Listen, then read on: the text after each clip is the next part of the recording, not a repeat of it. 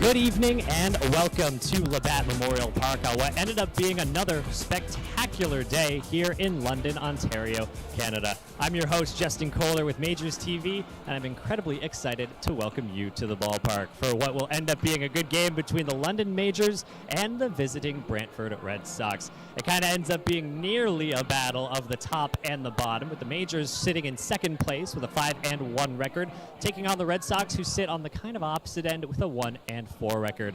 There's plenty we're excited we're talking about, so without any further ado, let's jump over to Ty and Noah in the game day press box to get the pregame show underway. Gentlemen. Thanks so much for that, Justin, and welcome everybody from wherever you may be to the London Majors TV pregame show presented by PB8 Fitness. I'm Ty White, joined alongside my partner today, Noah Smith, and as Justin mentioned, these are two teams at the polar opposite ends of the Inter-County Baseball League so far. London sitting in first place, and you have the Brantford Red Sox dead last thus far. They played each other once already, London now playing home.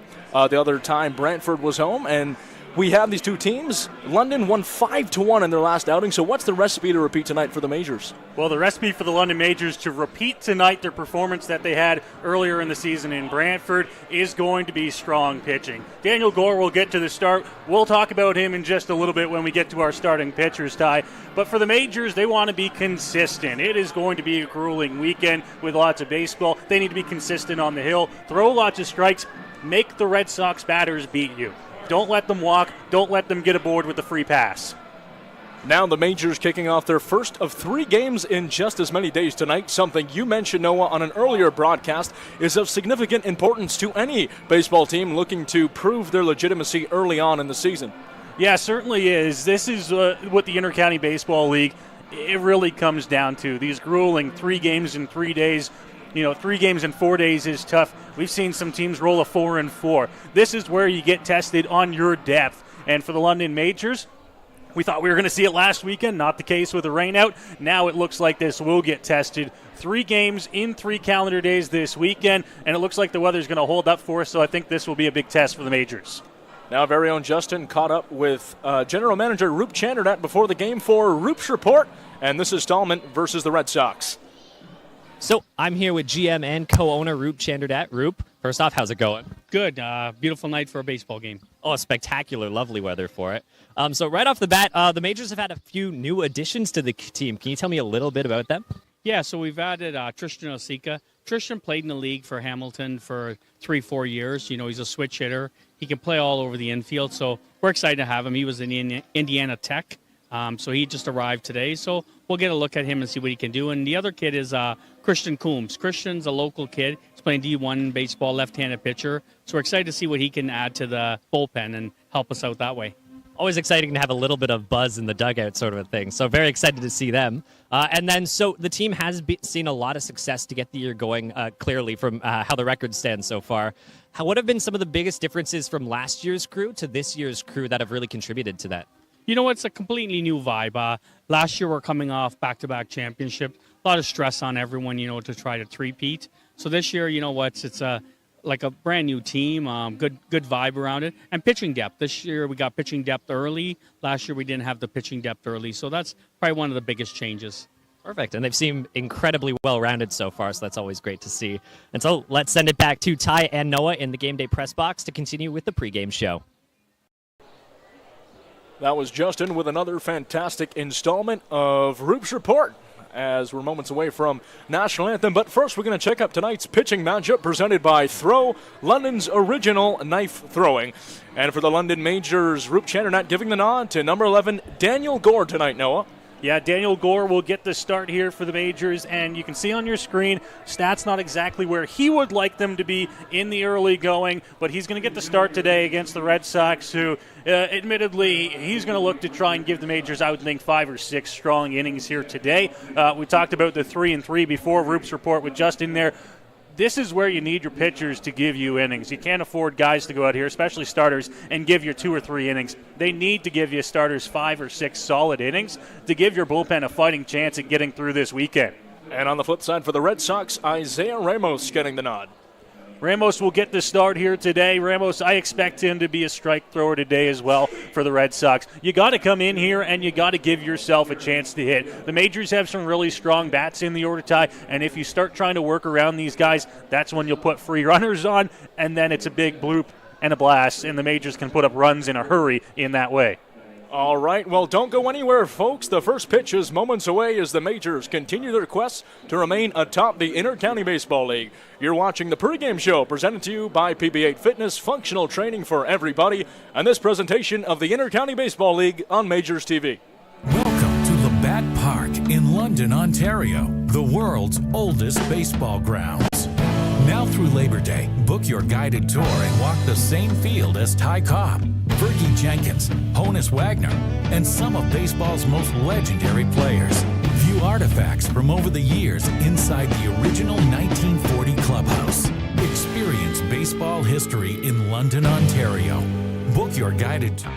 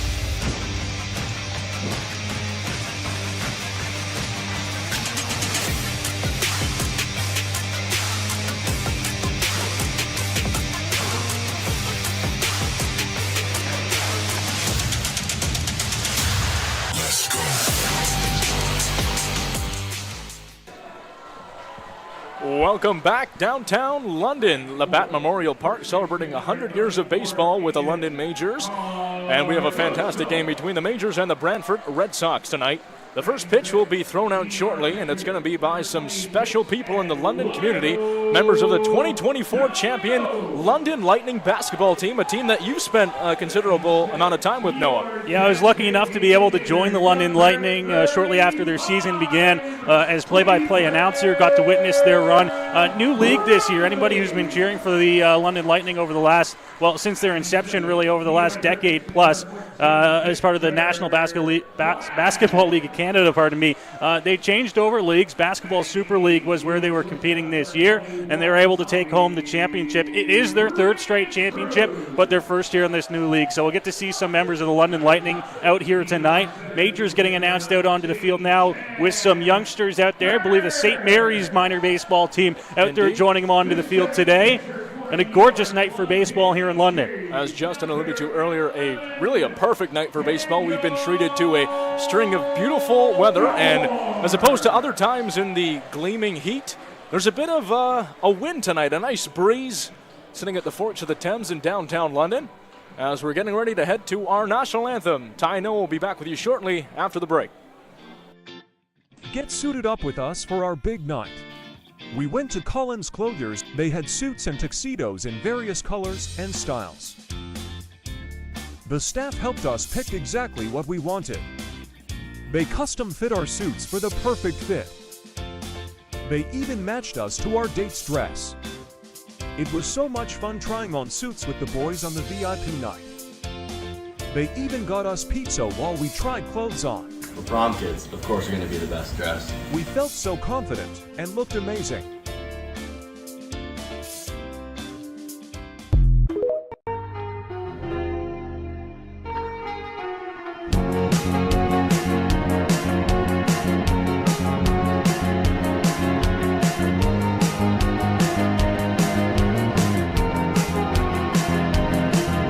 When you need a night out, Throw London is on point. With an atmosphere that's a cut above, Throw London brings together the best in knife throwing, axe throwing, and darts. So it's the perfect spot for a date night, night out with friends, leagues, and team building for the office. You've got to be 13 or older to throw pointy objects and 19 plus to enjoy their fully licensed offerings. It's the best spot in London for some fun with an edge. London's original knife throwing. Check them out at 2190 Dundas Street East and online at ithrow.ca. That's ithrow.ca. beyond the scores and get to know the athletes who call the Forest City home. Joseph crushes one. Game Day London brings you some conversations about London's major teams and the athletes.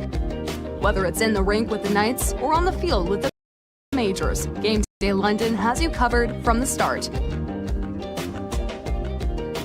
For fresh and engaging sports coverage, visit GameDayLondon, proud sponsor of MajorsTV. Live back here at Labatt Memorial Park. National anthem just happened, and a beautiful rendition by a group of the young ones, and a perfect night for baseball here at Labatt Memorial Park. Majors wearing white today, the Brantford Red Sox wearing blue, and a pretty good crowd for a Friday night here, Noah. Yeah, certainly looks like the fans have made their way out to the ballpark tonight. It is an absolutely gorgeous night here for baseball.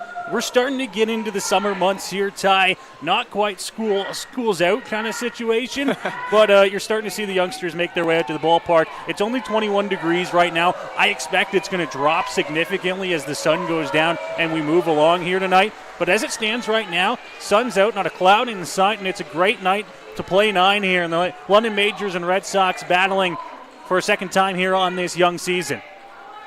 We'll definitely see those floodlights and baseball under the lights on a Friday night as the sun goes down. A beautiful, perfect night for baseball. As we mentioned previously, members of the London Lightning throwing out the first pitch tonight.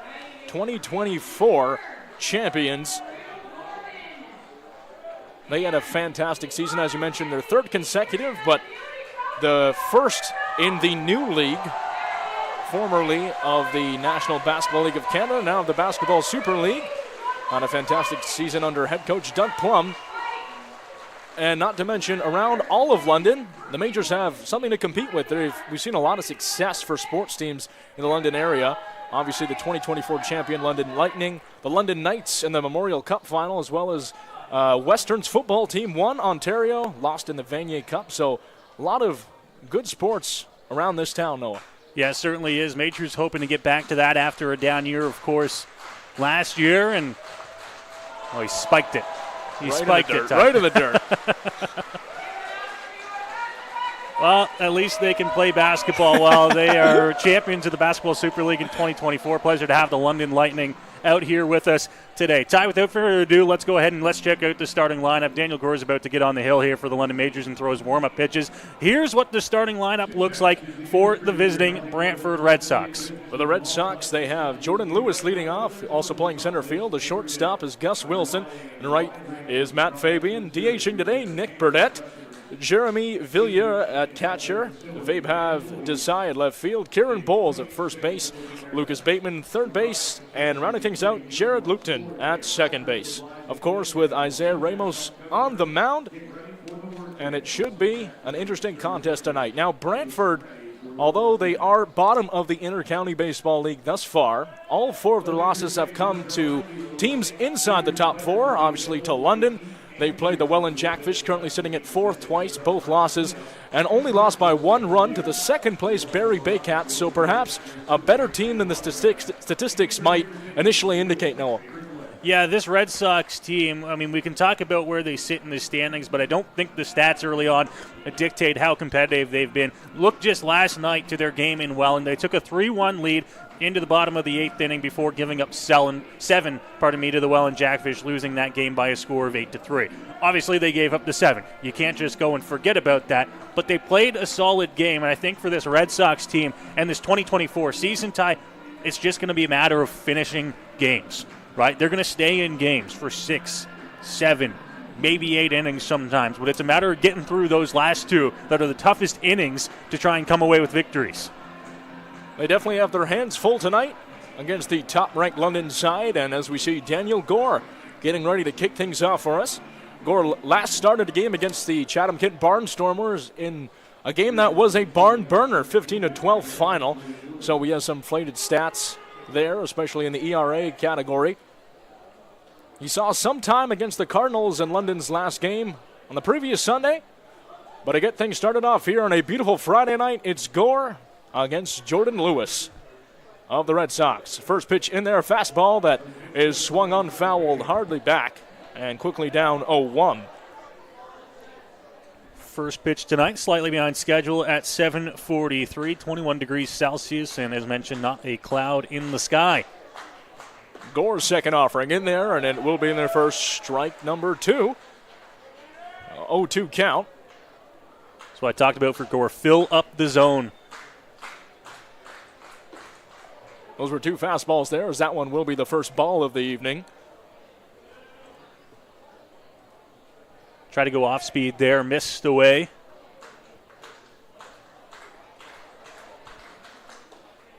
That pitch outside and dropped by Diolio.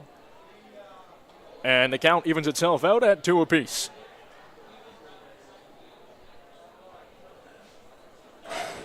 The 2-2 to Jordan Lewis is swung on and hit, but it's going to be well fouled down the first base side. And out, so the count stays at 2-2. So Jordan Lewis up, a native of Brampton, Ontario, formerly of Florida National University, where he posted a .377 average in 47 games for the Conquistadors in the Sunshine State. That ball was breaking a little bit off speed and swung unfouled once again. So good at bat here for Jordan Lewis. Primary goals as a leadoff hitter, or anybody at the top of the order for that matter, is to see a lot of pitches and make the pitcher work. He's doing that already. This will be pitch number 7. 7 is in there, and it's in there for a swing and a strike. So Daniel Gore starting off strong, punching out his man, and quickly the Majors have one down at the top of the first. Well, we talked about how the leadoff man's job is to see a lot of pitches. He did. 7 pitches Daniel Gore had to throw to get him, but he finally gets the strikeout to get his opening out here tonight. No better way to start a ball game than with a strikeout. Next up stops Gus Wilson. Wilson, one of the stronger offensive players on this side, as Gore's pitch is in there for strike 1. Native of Duncan, British Columbia, and played some college ball at the University of Science and Arts of Oklahoma in Chickasha. As he's going to hit one out, and a beautiful catch down the left field side. It's made by Drew Lawrence, who gets the nod today. And 2 people are down quickly. 2 outs for the Majors. And what a play that was. Well, Drew Lawrence fields his position better than a lot of players in the Intercounty Baseball League. He's up there in terms of his defensive capability. Covers a lot of ground, and that one was falling quickly. Had to run in and a little bit off to his right before making the diving catch. You can see him there stretching it out a little bit. Quickly 2 gone here for the Majors in the top half of the first. Lawrence, one of the players who is new in the batting order today. One of 3 new players compared to Sunday's game against the Hamilton Cardinals. Gore facing his 3rd batter today, as that one's in there for strike 1. And it's Matt Fabian.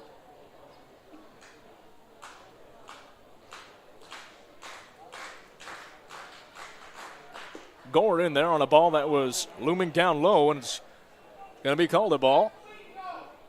Count at 1 apiece with 2 outs for the Majors.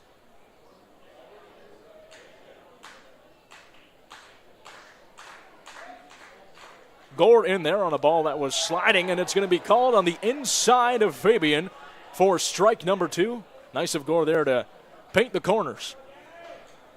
Great job working around the outside edges of the plate here. Now another chance to try and get through this top of the first inning.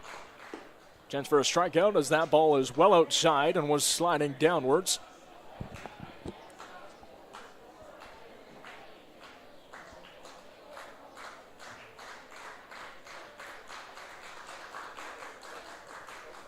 Gore taking his time on this one. And here's the toss. Another sliding ball in there, swung on. It's caught, though the umpire was going to say it's tipped, but no matter, as Diolio was there, and a strong start for Daniel Gore. 3 up and 3 down just like that. And that's certainly what the Majors need. Well, it's a great start to the ball game for Daniel Gore. Gets 2 strikeouts. A nice defensive play by Drew Lawrence out in left field. And it's a 1-2-3, top of the first inning for London. Fantastic play there from Daniel Gore. And something you mentioned, Noah, the Majors are going to need fantastic pitching going through the next 3 games. They can't dig too far into that bullpen. And we need Gore to have a strong performance today as we check out the Majors lineup for the first time. Yeah, the Majors throwing together a fairly similar lineup to the last time we saw them here at home. Drew Lawrence, who made that nice catch in left field, will lead things off. He is the leadoff hitter for the Majors. Gibson Krusminski is playing second base, batting second. Starling Joseph, and then Caden Cardoso, Eduardo Deolio behind him. A gauntlet of a middle of the order there for the London Majors. Cleveland Brownlee missed last weekend. He is back in the lineup for the Majors here on this Friday night, the designated hitter. Victor Plaz, Tommy Reyes-Cruz, and Champ Garner round out the bottom of the order here for the Majors. Majors have 3 new players in the batting lineup since Sunday's game against the Cardinals. Those new players are Drew Lawrence, Champ Garner, as well as Cleveland Brownlee making his return, as you mentioned. The 3 out, Byron Reichstein, Brad Verhoeven, and Tyler Mosher. On the mound today for the Red Sox, number 7, Isaiah Ramos, native of Baldwin Park, California, also attended the University of Antelope Valley in Lancaster. He pitched in the Pioneer League in both 2021 and 22, and also pitched in the Mexican League in 2022. He's going to have a tough time today, presumably, against a stellar batting lineup that the Majors have, led by Drew Lawrence and especially that heart of Krusminski, Joseph Cardoso Deolio. That is Bob Blake over at third base. Justin Snively is at first base, and the crew chief and home plate umpire today is Steve Cochran. So a fairly familiar umpiring crew for this game here as the Majors and Red Sox head to the bottom of the first inning. Our first look at Drew Lawrence for the day. We'll see what he can do. He aims for a bunt there, but it's going to be swung on and called for strike 1. So Lawrence down 0-1.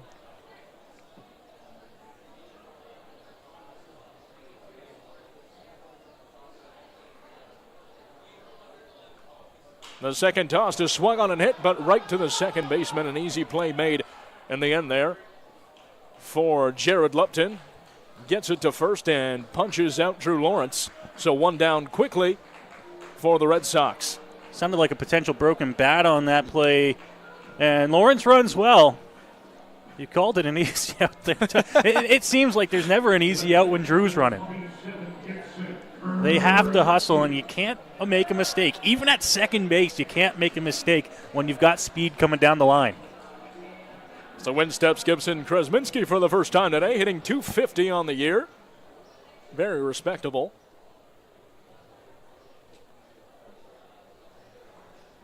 Comfortably in that second position, also playing second base today. And a good start thus far for Isaiah Ramos as he nails one in the dirt for ball 1.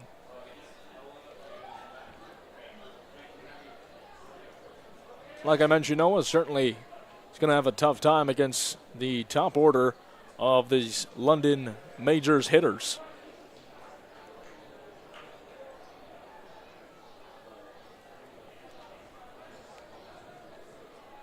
The 1-0 to Krusminski. And they're on a fastball, and that seemed to be high, so the umpire's going to say 2-0. That was definitely a borderline pitch. Nearing the area, but not quite. The 2-0 to Krusminski. Another fastball looming inside. And it's quickly 3-0, and the ball 4 chants are more than likely going to start. Yeah, here they come, right on cue. A nice crowd in Labatt Memorial Park making themselves heard as Ramos's pitch is in there for the first strike of Krusminski's at-bat.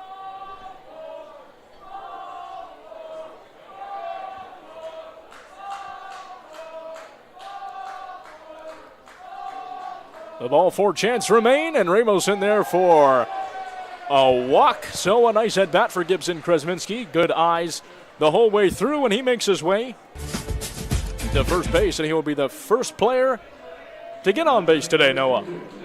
Yeah, first player aboard here for the Majors, first player aboard for the ball game. And it comes via the walk. That's what we talked about, trying to limit those walks. It'll be key for him here. So here comes the oh-so-dangerous Starling Joseph. Had a fantastic outing last Sunday versus the Cardinals. Went 3 for 5 with a stolen base, an RBI, and 3 singles to his name. Ball 5 chance going strong. Is that one in there for a strike? Right down the middle. And Joseph watched it the whole way through. Starling batting .357 to open up the season so far. That's what we talked about. This middle of the order for the Majors, awfully tough. A man who has 10 hits and 7 runs as he takes a hard hack at that one.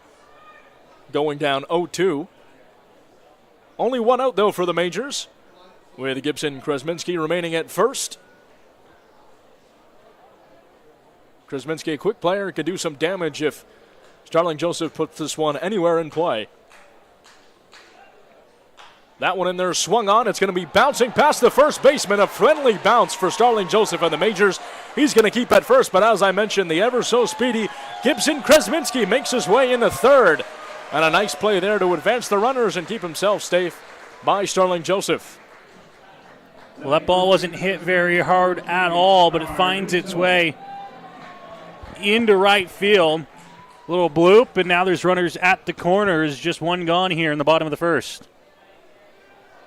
So for the first time today, we get a look at Caden Cardoso, one of the top players in the entire Early County Baseball League for offense this season.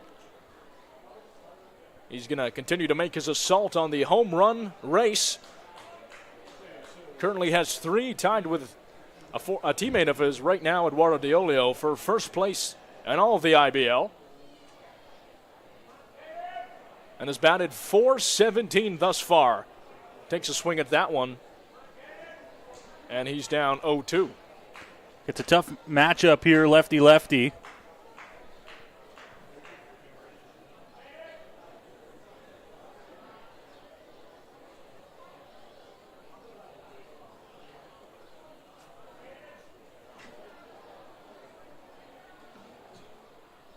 The pitch from Ramos swung on again, but ticked off foul, got a piece of it, so Cardoso keeps himself alive. Cardoso, a player who was just absolutely fired up in the warm-ups. He likes plugging in his phone to get the aux for that pregame music, and he was singing along, dancing along, and shouting his whole way through. What a fun player to have on the London Majors side as he watches that one sail by him for strike 3. And Isaiah Ramos punches out Caden Cardoso. A rare strikeout for Cardoso. Ramos doing well, 2 down through the bottom of the first. Well, a big punch out there against a big bat. Lefty-lefty, you've got the advantage there. Goes right after him, gets the strikeout, but now he's got to face Eduardo DeOlio and try and get that through this inning. DeOlio, the former All-Star catcher in 2023. He went 1 for 5 versus the Cardinals last Sunday as you watched that one go in the dirt, and ball 1. So 1 man in scoring position, 2 men on base for the Majors.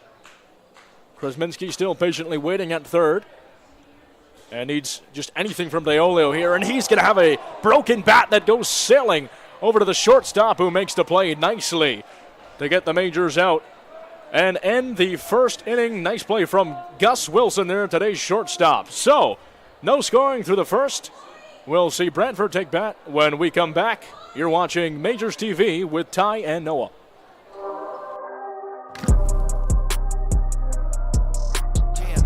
Run it. Ooh, I really feel it's my time, think it's my year. Yeah. I really feel it's my time, think it's my year. They gon' have to retire my jersey early. Whole crew coming, had to work something, cause I had nothing in my pocket. Yeah, I did all that. Big plans, partners trying to make profits. Yeah, I did all that. Work, sweat, and tears breaking, even no wins. Yeah, I did all that. Had to make it happen. Putting hours in my practice, I did all that. Yeah. Run it.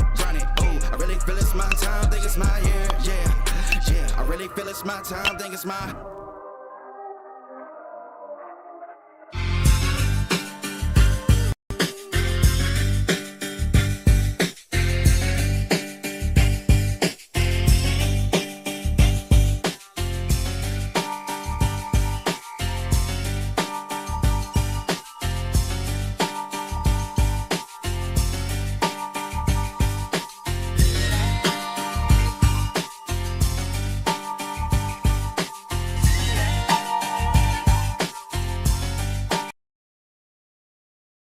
We welcome you back inside Labatt Memorial Park on a beautiful Friday night.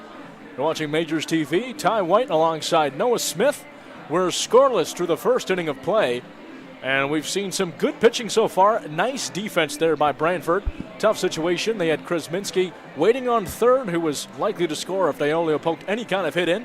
But a nice play from the shortstop, Gus Wilson. So strong showing so far defensively for both teams, Noah.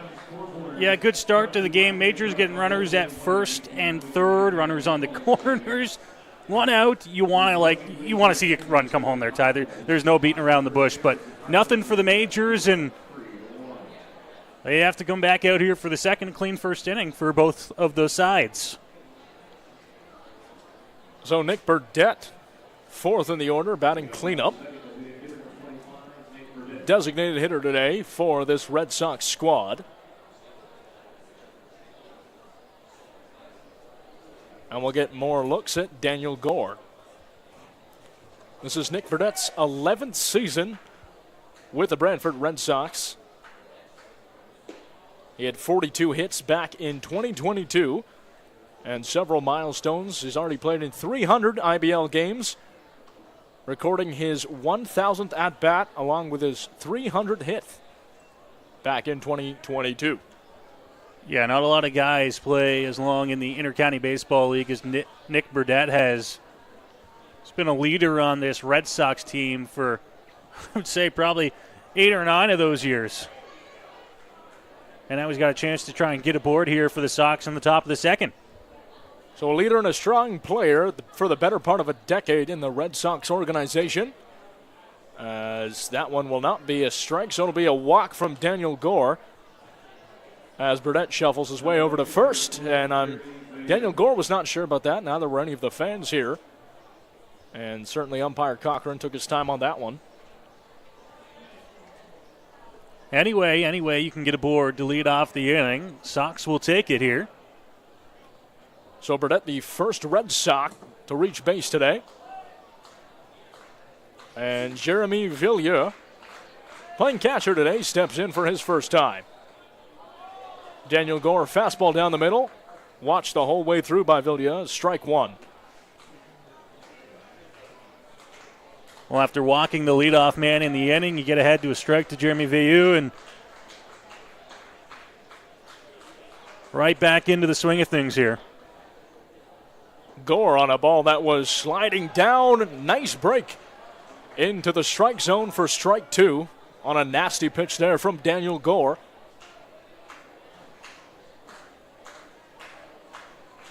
Villiers from Oakville, Ontario, attended McMaster University and also played for the Hamilton Cardinals as he smokes one down to that left field side. It's going to stay fair. He's going to round first, headed for second, and that will also advance the big guy, Nick Burdett there. So runners advance. No one scores yet on second and third in dangerous positioning with no outs. Well, that's tough there. You get ahead 0-2 after walking the leadoff man in the inning, and then you leave a pitch over the plate. And you can't do that. Get smacked down the line for a double, and the Sox are in business here to open up the top of the second. So Vaibhav Desai into the game for the first time, wearing number 13 today. Attended Becker College in Leicester, Massachusetts. And Daniel Gore in a tough situation here. Needs to stay strong. Swung on hard by Desai and missed. Down 0-2. Would be a great time for a strikeout here if you're Daniel Gore. You know, no better time than right now. Come right at him here. Inside on a fastball. The count at 1-2.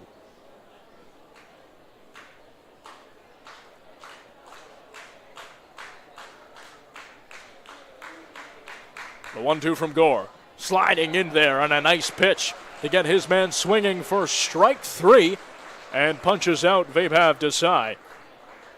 So the Majors one down. Well, you get your first strikeout there, and you get yourself an out on the board, and now all of a sudden you can look at this inning a little bit more favorably. Still need 2 outs, and you've still got 2 runners in scoring position, but things looking a little bit better after the strikeout. Now a familiar face here for the Majors, Kieran Bowles of the Brantford Red Sox stepping in as he hits one right to the third baseman. Plaz trying to make the play to first. Cardoso with the catch. And that's going to be the second out for the London Majors. And a nice play by Victor Plaz, dangerous, because if that got through, it was almost a certainty that Nick Burdett was going to trot his way home. Burdett had to read that one carefully. You're either committing right away or you're hoping that gets through. And it was hit right to the third baseman, Victor Plaz.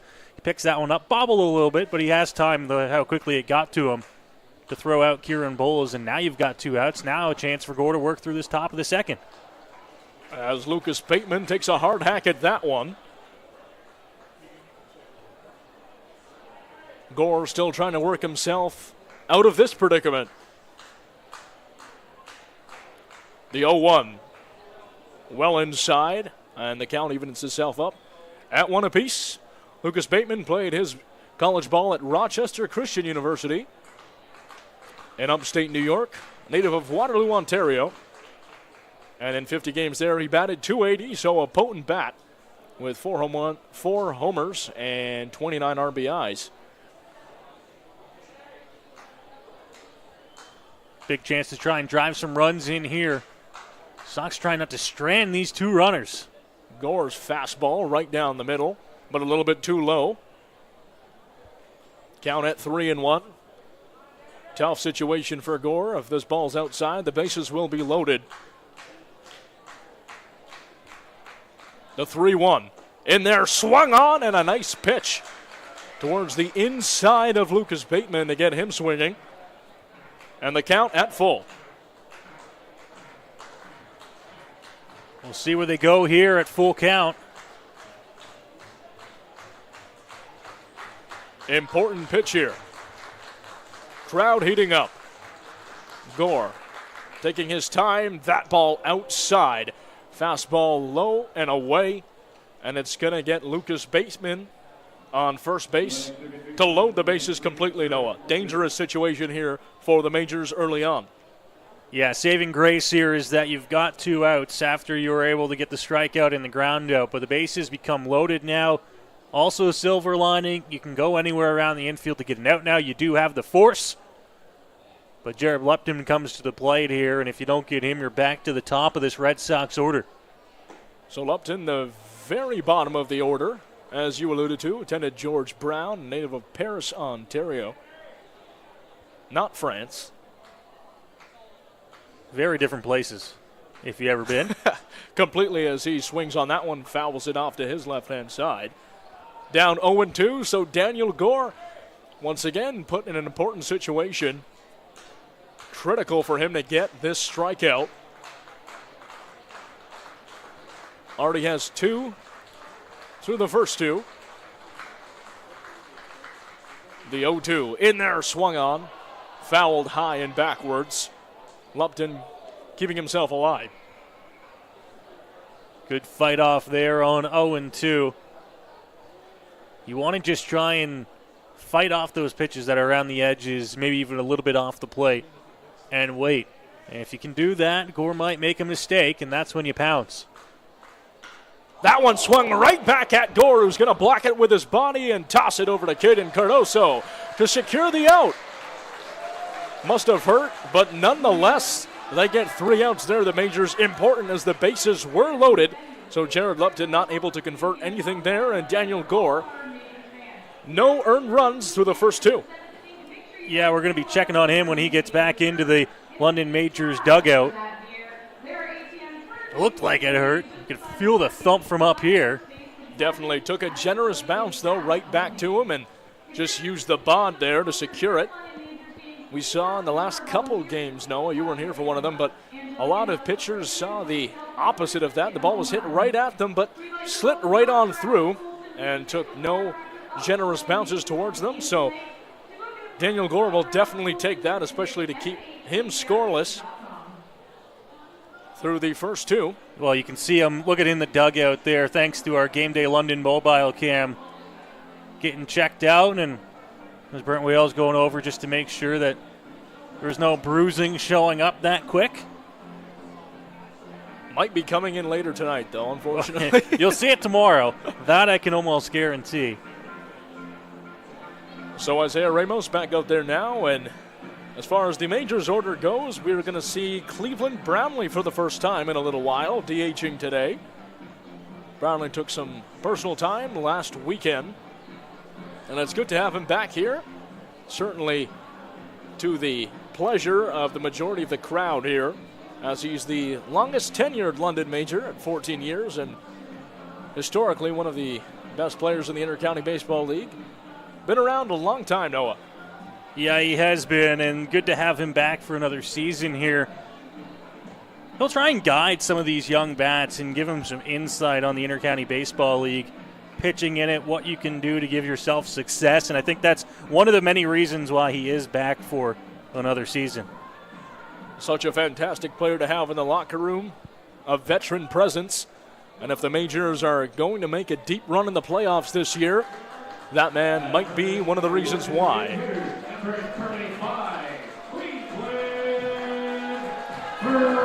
As he gets his warm welcome back from the Majors crowd. Native of Atlanta, Georgia, and Clark Atlanta University. Cleveland, we love you chants even, Noah. The Ballflowers, they love that one. So Brownlee in there for the first time in a while. He's going to take strike one looking down the middle off a fastball from Ramos.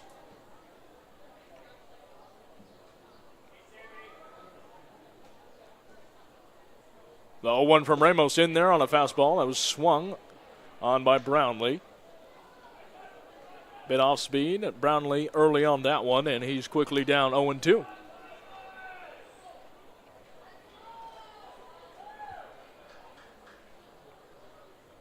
The 0-2 swung on and chopped hard behind him into the foul netting behind home plate.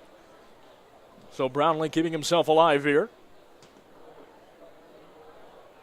He'll battle here. He's got the lefty on the mound, so I think advantage goes Cleve in this situation.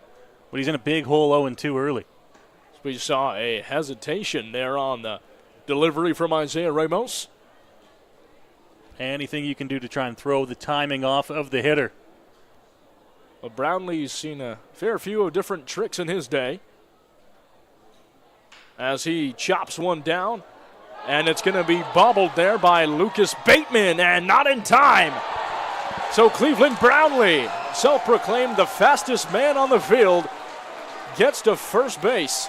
And Roop Chanardad's very happy with that one, as well as all the people here today at Labatt Memorial Park. Brownlee reaches first. Well, Cleve's going to be aboard here to kick off the inning. Not exactly how you draw it up, but he'll take it. Ball bobbled over at third base by Lucas Bateman. Now he's got a chance to be aboard here for the middle of this London Majors order. Brownlee had to use his legs there, maybe more so than usual, but nicely got there off a bobbled ball from Lucas Bateman, playing third base today for the Red Sox. Victor Plaz takes his first swing, and it'll be strike one against him. Plaz had a very, very prolific outing against the Cardinals last Sunday, going 4 for 4 in that one, with a stolen base, a run scored, 3 singles, and a double.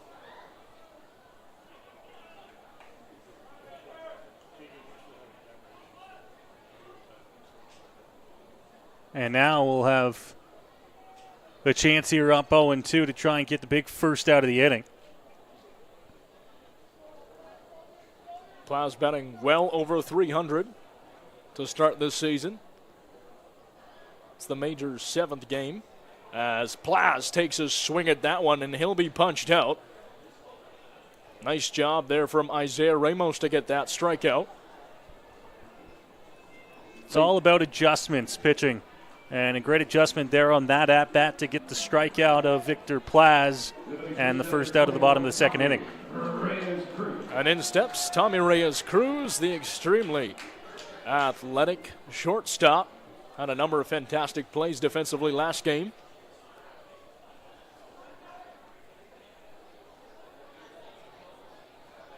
He led off the Majors order against the Cardinals. Had an RBI double in the 6th.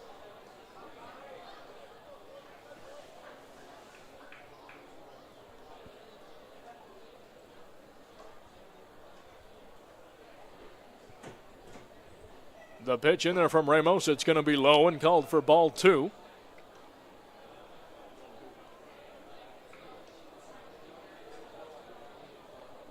Still have Cleveland Brownlee waiting on first base with only 1 out in the bottom of the 2nd.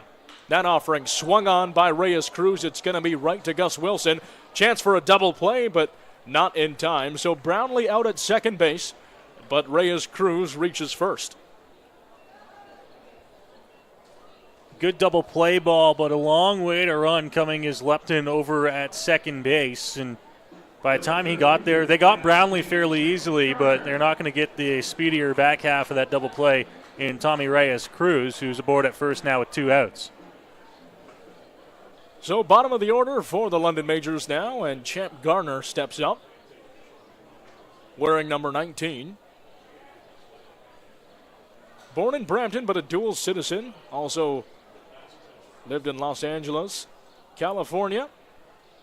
Attended Benedict College from 2017 to 2019 in Columbia, South Carolina, the capital of that state, and also at Middle Georgia State in Macon.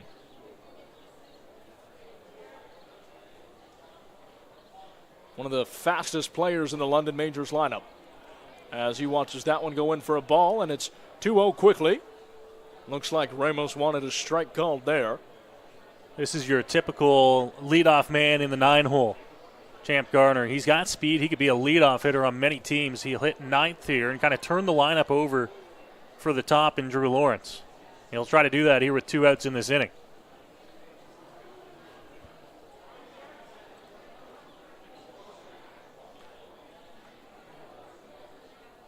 The 2-1 with 2 outs. To Champ Garner. Swung on. Garner's going to belt that back into center field, and it's going to be a tough play. Going to get dropped in there. As Plaz rounds. Reyes Cruz rounding third, and he's going to be in there for the first run of the evening. Off an RBI double from Champ Garner. Well, what a rep into the right center field gap, and you get that, I'll call it an upgraded speed boost with Reyes Cruz on first, and he's able to speed around the bases with 2 outs and score the opening run of this ball game. What a play there from Champ Garner. Exactly what you want from the man at the bottom of the order. Smacked one out to center field. Reyes Cruz rounding third base in there for the first run of the game. So the Majors take a lead 1-0. And Champ Garner, the speedy Gardner, sitting on second base. But the Red Sox still have 2 outs, only 1 more to go. First offering from Ramos is in there. Called for ball 1. Just missing ahead of the top of this Majors order.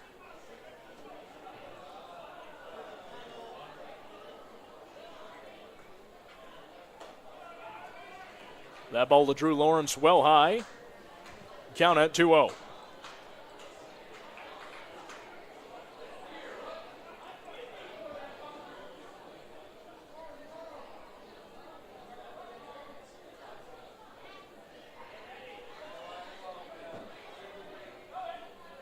That ball in there, and it's going to be a hit by pitch. Wild pitch going back and hitting the Majors man there.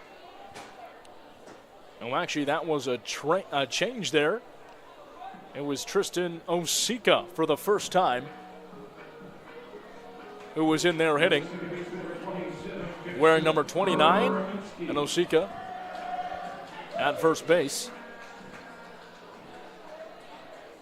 Our first look at Tristan Osika. We'll talk about him after the break. But men on right now for the Majors at first and second base.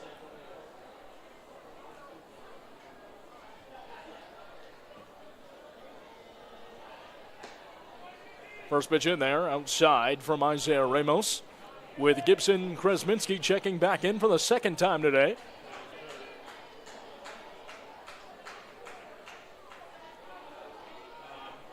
Majors looking to do even more damage here with 2 men on. Ramos low and outside again for ball 2. See if they can take advantage here. A couple of guys on. 2 outs in this inning. They've kind of put everything together here with 2 outs. Bottom of the order got started, and now it moves into the middle, well, the top half of this London Majors order to try and do the most damage. And that one, once again, going to take an awkward hit, but both runners will advance. So Champ Gardner reaches third. Tristan Osika on second.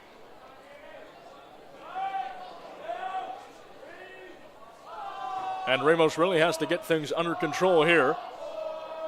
Another potential for bases loaded, this time for London, though.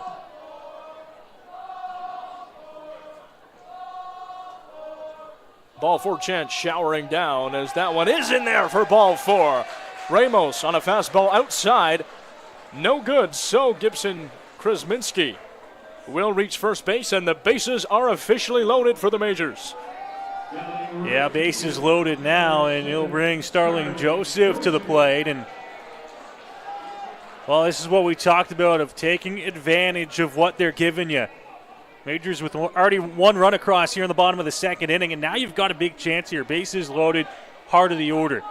You only got, well, you got no outs to play with 2 outs here in the inning, so this is where you need your big bats to come up big. Starling Joseph with a huge opportunity ahead of him. Singled out in his first at-bat. As you could see, Champ Gardner was just creeping down there. Wanted to race over to first if anything happened, or to home, I should say, if anything happened there. Ambitious on that third base.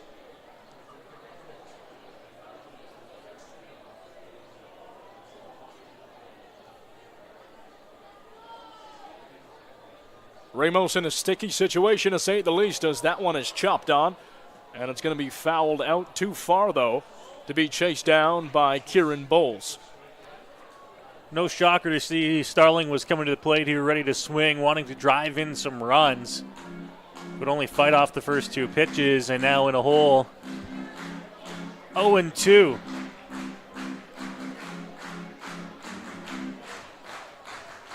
Fantastic crowd here on Friday night. London looking to further their lead. Bases loaded, but 0-2 to Starling Joseph. So 1 pitch will do the trick from Ramos if it's there. In there, swung on though. Starling Joseph's going to push it back, and it's going to stay fair. It drops right ahead of the left fielder. Babin Desai and 2 Majors, all 3 Majors in there to score. What a hit from Starling Joseph, a clutch hit indeed. Coming off a fantastic hitting performance, and he's going to keep up his ways. So the Majors add a couple more to their tally, now leading 4-0 over the Brantford Red Sox. Well, that's what we talked about, of making them pay. Even down 0-2 in the count, Joseph got a pitch over the plate and deposits it down the left field line into the corner. It's a bases clearing double, and the Majors lead 4-0. 3 RBI double there for Starling Joseph. Fantastic play from him. On the flip side, though, really tough situation for Isaiah Ramos there. And Vaibhav Desai just couldn't get there in time, the left fielder. So it works out in the end for London and puts them out well ahead now, with Caden Cardoso trying to worsen that damage.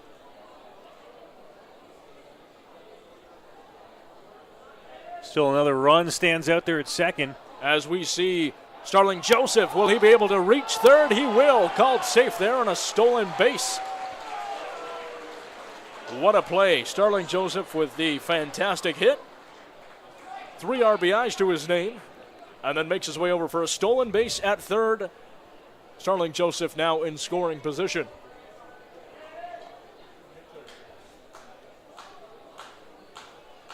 "90 feet away makes things a whole lot easier to score. Cardoso fouls one off to the left-hand side. Before with Starling's speed, you were going to need something kind of a little bit away from the outfielders to score him. Now even any hit to the outfield, or an infield hit for that matter, would score the 5th run of the inning here for the Majors. 2 outs. Cardoso takes a hack at it. It'll go foul, though, so he'll have to fight another day as Joseph remains on third. 2-2 count with 2 outs in the bottom of the second.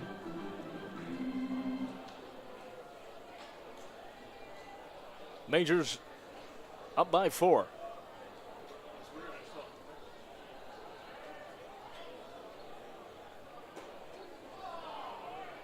That pitch in there high and takes the count to full. They'll find any way to get on here. Still a really good part of the London Majors order. Just trying to extend the inning here. Cardoso extremely tough at bat, but Isaiah Ramos is going to punch him out for the second time tonight. But not before. Starling Joseph gets his bases clearing double and increases the Majors lead to 4-0. When we come back, Brantford trying to lessen that lead. You're watching Majors TV with Ty White and Noah Smith.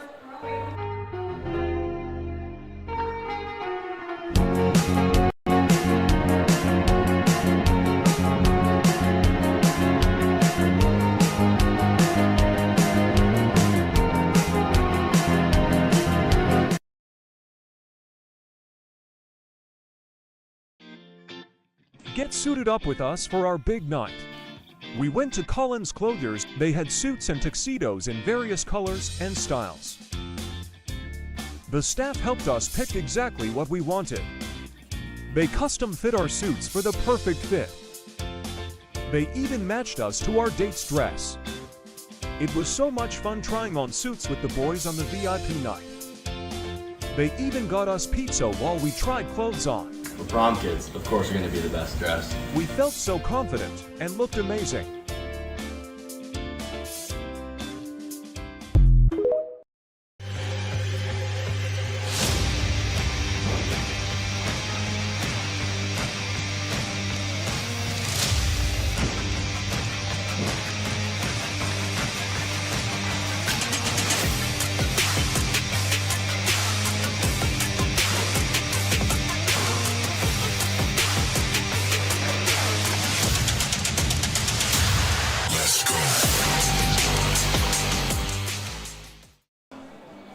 Welcome back inside Labatt Memorial Park, where the London Majors just took a 4-0 lead off a bases clearing double from Starling Joseph. What a hit that was from him. We have a bit of a change here for the Majors on the infield. Second base now, instead of Drew Lawrence, or instead of Gibson Kresminski, I should say, is Tristan Osika.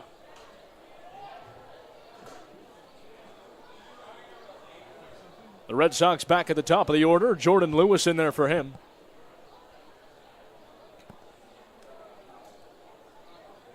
Daniel Gore hasn't allowed any runs through the first 2. Now here in the third, needs to keep that off a slider. Dropped in there nicely for strike number 2. So I think what we saw with Lawrence, we saw him dive for that ball in the first inning. I wonder if that is why he left the game, maybe with some discomfort. I know he wasn't feeling well, just, feeling a little sick last weekend, so I don't know if that's lingering a little bit. Either way, it looks like Osika, and sorry, I don't know if you announced it there. I think he's taking over for Drew in left. So Osika in left field, batting first now in lieu of Drew Lawrence. Kresminski, actually appears Osika is at second base. He is at second base.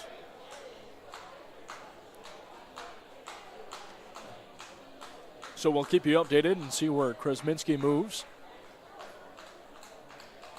But the 1-2 from Gore sliding in there. He's been using that slider all game long. Gore signaling to the sky. And Osika will be called on to record the first out of the third inning. Quick out there to start the top of the third. That's exactly what you want to see after your team goes into the bottom of the second and puts up 4 runs. Retire some quick outs here. So Gibson Kresminski looks like he will be taking that left field position. And Tristan Osika sitting at second, having just made that play. So 1 down for the Majors. And the fourth as that fastball down the middle for strike 1.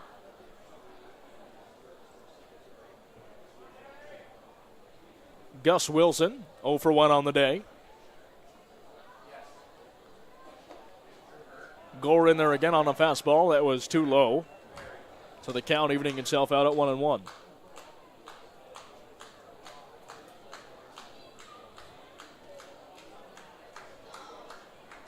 The 1-1 from Gore. A slider that will catch the outside of the strike zone for 1-2. We'll see what they come with on 1-2. He's been dialed in on that off speed. Goes right back to the slider, but too far outside. Count even at 2 apiece.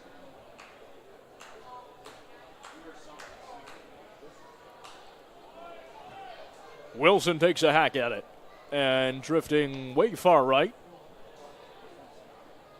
So keeps himself alive.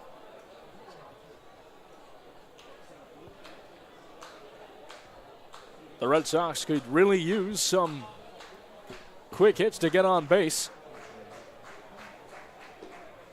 And quite a pickle right now was that slider dropped nicely for Daniel Gore, at least he thought, until umpire Cochran called it a ball.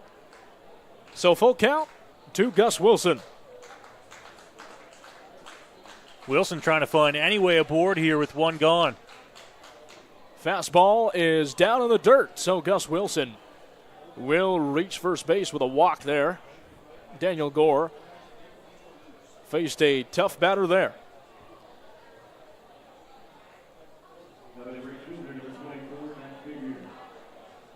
Matt Fabian will stroll to the plate now for the Sox. He's got a man on, 1 out. And see if the Red Sox can make any inroads on this early deficit 4-0. In 2023, Fabian in 32 games at a .406 average with a homer and 15 RBIs to his name. As he ticks one off there, but it'll be cut by DiOlio for strike 1.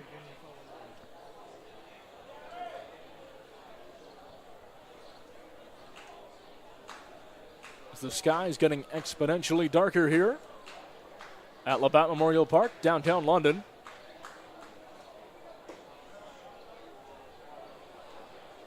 That slider going down in the dirt, outside again. Count at 1 apiece. Yeah, as that sun sets behind the grandstand, you can already feel it cooling off a little bit here, Ty. We talked about 21 degrees at first pitch. I imagine by the time we roll out of here, it'll be about 15, 14 degrees. Definitely getting cooler. We can feel the breeze right now as 2 times in a row, Gore turns to first base and Caden Cardoso to try to make the tag on Gus Wilson.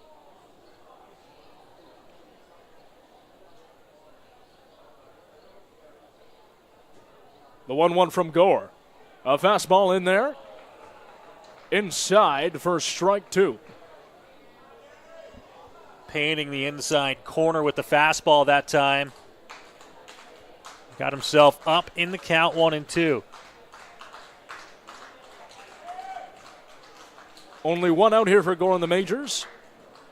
Top of the third, and a runner will go now as Gus Wilson thought about going to third, but held round safely for a stolen base at second.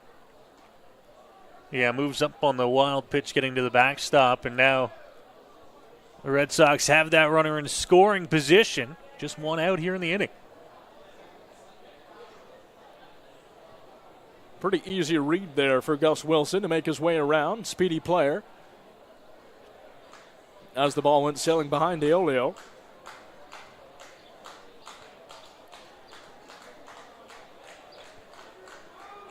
Count at 2-2, potential for a strikeout as they'll look down to the umpire. He's going to say no. So full count here, as that pitch was nice pitch, though, inside from Daniel Gore, and certainly made it a decision to make for the umpire. Tough call. They ended up having to appeal down to first base, but no go. Gore again. Fastball low and outside, so he will walk another one. Matt Fabian reaches first. 2 men on, one at first, one at second. And in steps the experienced Nick Burdett. With one swing of the bat, Burdett could change this score very much. It's the only downside to the start so far for Daniel Gore. That's his 4th walk. Giving up just 1 hit, has struck out 3. Gore's fastball inside of Burdett for ball 1. We talked about off the top of the pregame show, you got to make the hitters work. As Gore does there. Then off speed down the middle. Saw Burdett swinging way early and count it 1 apiece. All right, look at the Majors bottom of the 2nd inning. Booted ball, walk, hit by pitch, and then the big hit. That's what scores the runs.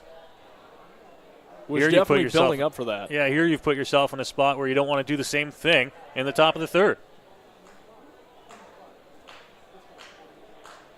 Red Sox trying to do what the Majors did in their previous at-bat, as fastball sails inside for ball 3. Another chance here for a walk against Gore, and another chance to load the bases. Only 1 out. Gore still in a sticky situation. That ball is swung on and fouled way behind. 3-2. You got Jeremy Veilleux on deck for the Sox. He's already doubled today. That's what I talked about, putting yourself in a good spot. Burdett trying to get the Red Sox to that position. Fastball inside, and once again, Daniel Gore will walk another one as the bases are officially loaded for the Red Sox here in the top of the 3rd. Yeah, Veilleux will get a chance to bat now with the bases loaded. A walk has loaded the bases now for Brantford here on the top of the 3rd after the Majors put up 4 in the bottom half of the inning.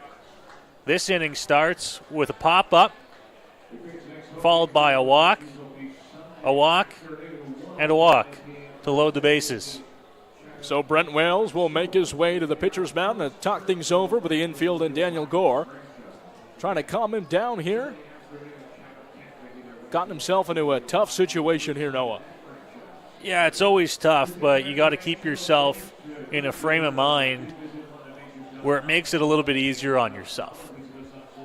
Yes, I could give up a hit here that could drive in some runs, but I'm also a ground ball away from getting out of this inning, and that's what you have to turn your mind to here.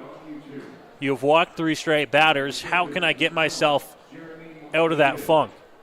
Well, it starts with throwing strikes, and yeah, you don't want to give up the big hit. But as you've seen here, being all around the zone has also put yourself in this situation. So for the Sox, Nick Burdett at first, Fabian at second, and Gus Wilson at 3rd in scoring position. As Gore's fastball down the middle in there for strike 1. I'll be very interested to see how after the meeting on the mound they approach this at-bat. Still only 1 out for the Majors as that swung on right to Tommy Reyes-Cruz. Double play opportunity. The throw to Cardoso is in time. What a play from the London Majors. And Tristan Osika making that throw across, but he's hurt. Unfortunately, it does look like Noah, he took an injury there. Perhaps stepped on the back of his ankle. But what a play in time. It was Reyes-Cruz over to second base and Osika to first to Cardoso. And 2 punched out there for the Majors, so they get out of that situation and really bail out Daniel Gore there in a scoreless inning. The Majors with no earned runs through the first 3. Well, it looks like everybody is going to be okay. A little limp off the field, so I got to wonder if we'll see any changes or what's going on after the injury at second base. Well, it looks like Justin Koehler is ready for us. We will take it over to Justin now. He's got an interview. Justin, looks like you've got a champion with you. I do indeed. I'm here with Nick Garth, a point guard for the now champion London Lightning. First off, how's it going being here at the ballpark? It's going good. I'm having a lot of fun. It's a lot of fun out here. Yeah, it's spectacular to have all you guys here.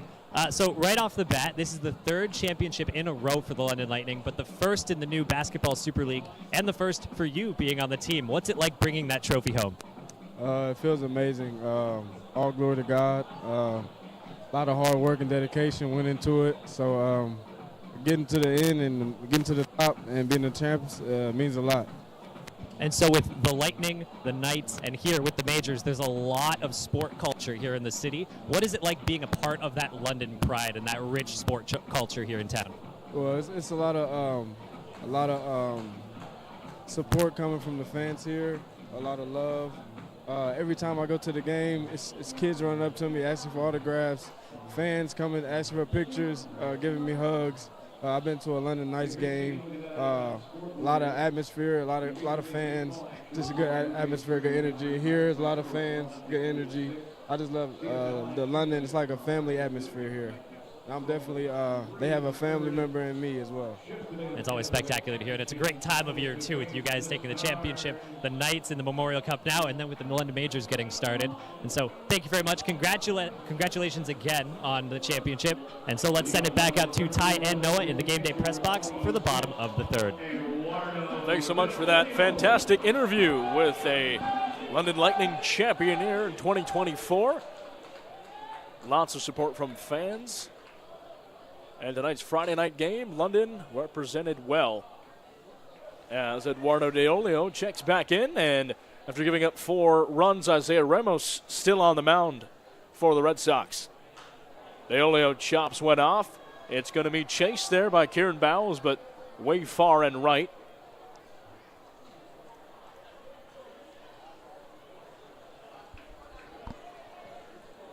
Nick Garth was a big part of that London Lightning championship team. I mentioned how I had the chance to broadcast their games this season and averaged over, I believe, 10 points a game, got to start a lot of games. He was a firecracker off the bench in the playoffs. And that one looked like it was maybe a hair off the plate, but the call goes the benefit of the Red Sox. Definitely was.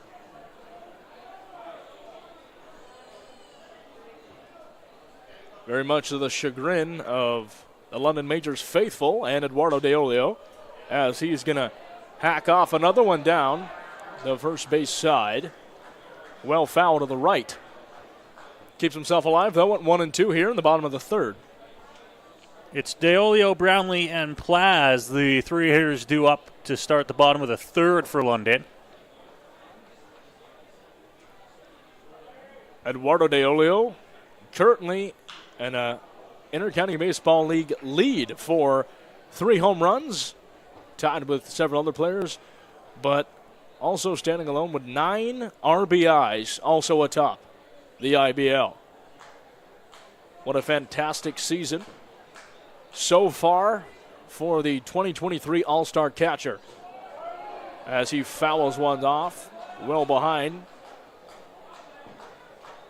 Keeps himself alive at 1-2. He's got that ability to kind of just battle at the plate and put himself in a spot where he can get pitches that he can drive. He tries to do that here. De Olio's bats one right back into the center field area, and it's going to get down. De Olio going for 2. This one's going to be close, sliding in there, and he is safe. Eduardo De Olio with a double of his own. And he's hearing an onslaught of cheers from the London Majors crowd Fantastic play there for the catcher. Well, a great piece of hitting there for Eduardo Deolio. That's what I talked about, battling. How many foul balls there? 2 or 3 before he got the pitch over the plate. And he drove it into the right center field gap for a double to lead off the inning here for the Majors. And it was a close double. Coming down to the wire there as Jordan Lewis was making the play in center field. So Cleveland Brownlee checks back in for the second time today. 1 for 1, hitting a single earlier, and has to clear something in his eye. Perhaps a bug or a piece of dust there, Noah? Yeah, we're waiting to see exactly what. But he's back and ready. Deolio's on second. Is that pitch low in the dirt? A fastball, so 1-0 to Brownlee. Majors already up 4-0. Trying to add to that tally in the bottom of the third.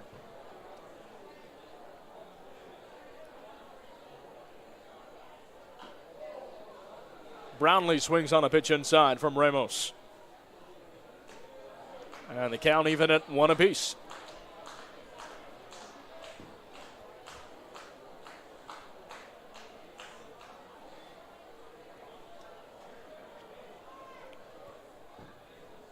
The 1-1 to Deolio, swung on hard and missed. Off a nice pitch from Isaiah Ramos.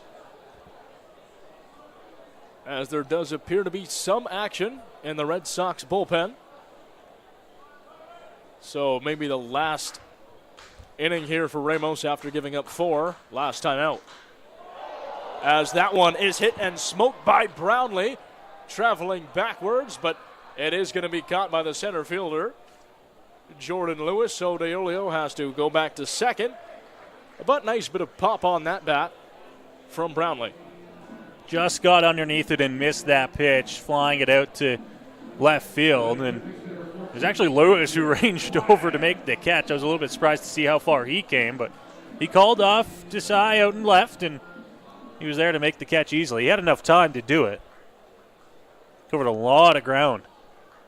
That ball was just parachuted out, so he did have the time to make the long run across from center to left. And Victor Plaz, after striking out, back for his second at bat. 1 down for the Red Sox in the bottom of the third.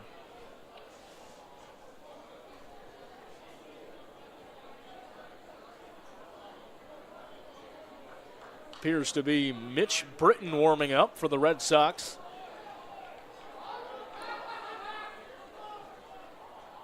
And we got a balk called here, Ty. A balk call indeed, so Eduardo Deolio is going to advance to third. In scoring position now. Count 2-0, 1 out, and favorable for the Majors. I looked away for a split second, so I won't try to pretend I saw exactly, but there was little argument on the field from the Red Sox, and specifically in Ramos. Ramos's fastball is inside for Plaz.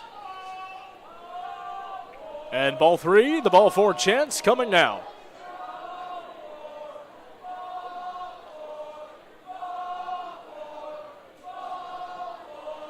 Ramos's pitch swung on and missed. So it'll be strike 1 against Victor Plaz. Plaz just getting a piece of that one back to the backstop.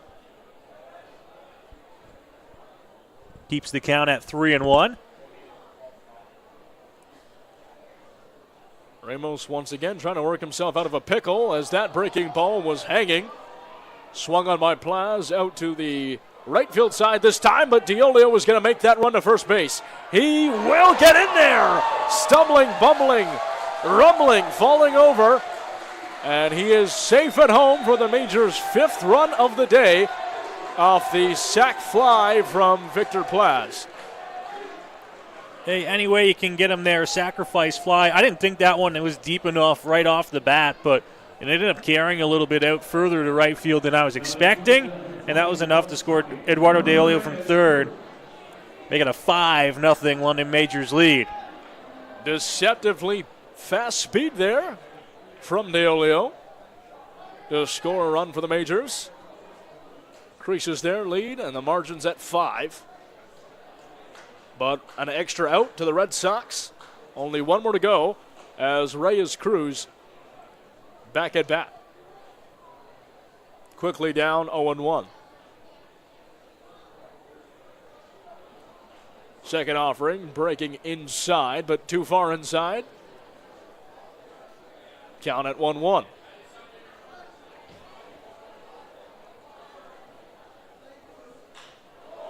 Reyes Cruz takes a hack at that one, and it'll fall nicely in between center and left field, dropping to get him on first base.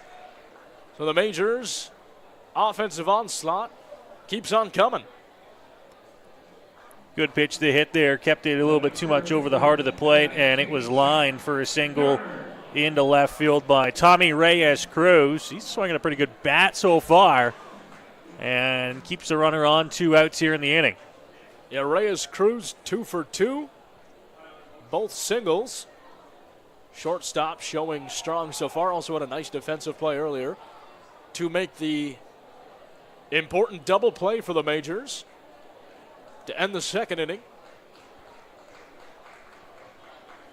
Champ Gardner had an RBI double, and he's back out there now. Gonna watch that one float down as Reyes Cruz will steal second.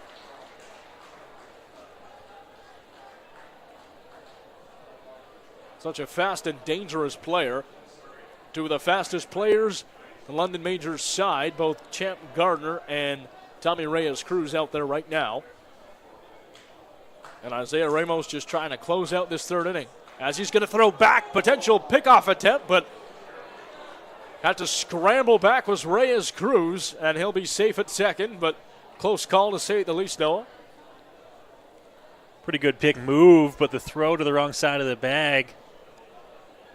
And now Reyes Cruz hunched over a little bit there. Limps his way back towards the second base bag. Yeah, he just kind of had a fall behind him there to keep himself safe at second.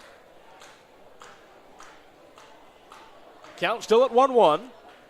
Ramos fastball in there, got his man swinging, so Gardner down 1-2. No time like the present for a strikeout here for Ramos. Yeah, he's going to try to get through this inning. As you mentioned, the bullpen was warming, so trying to end this on a good note. Breaking ball outside to Gardner. Count at 2-2.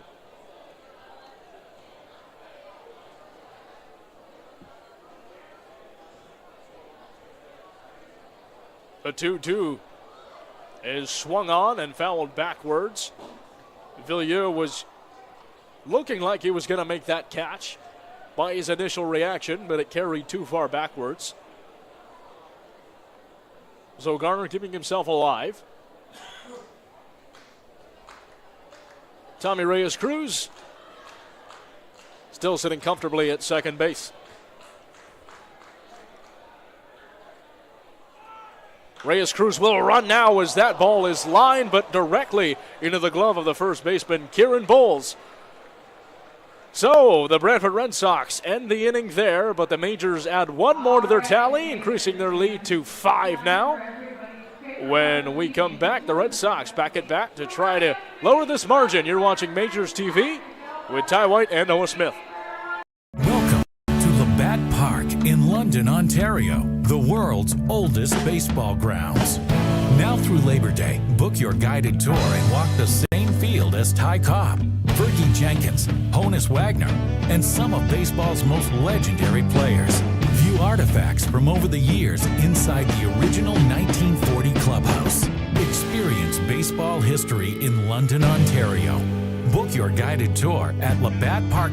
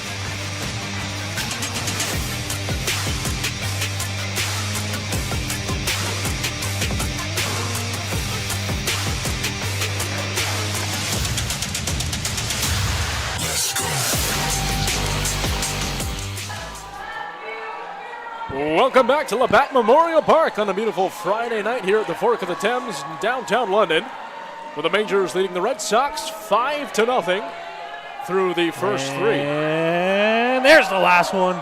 Micah, they were taking their sweet time as the youngsters rounding the bases here with a very good crowd and a somersault there for the youngster in blue.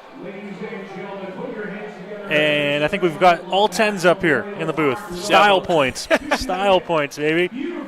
Style points indeed.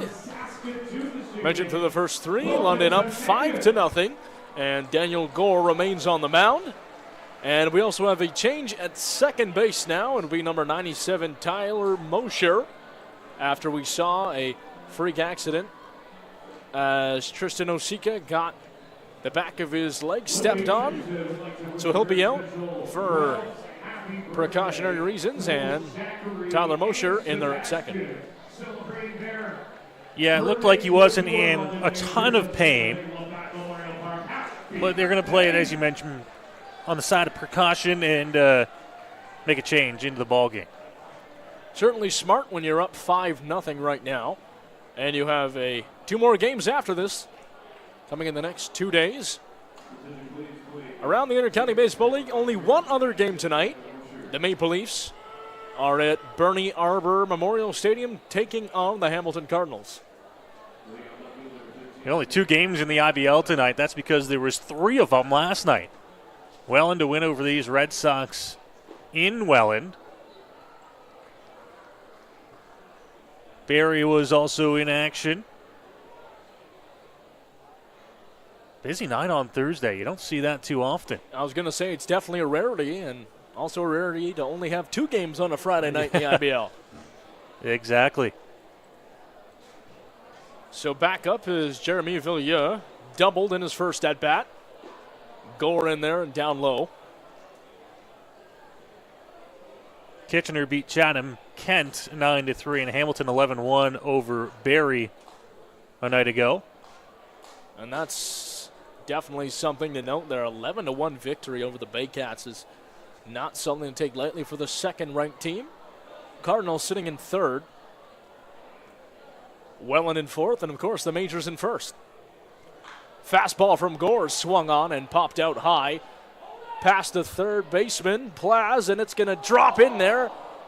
A little bit behind the left fielder now, which is, I believe, Gibson Kresminski. It is, yeah. I don't think he's a natural left fielder.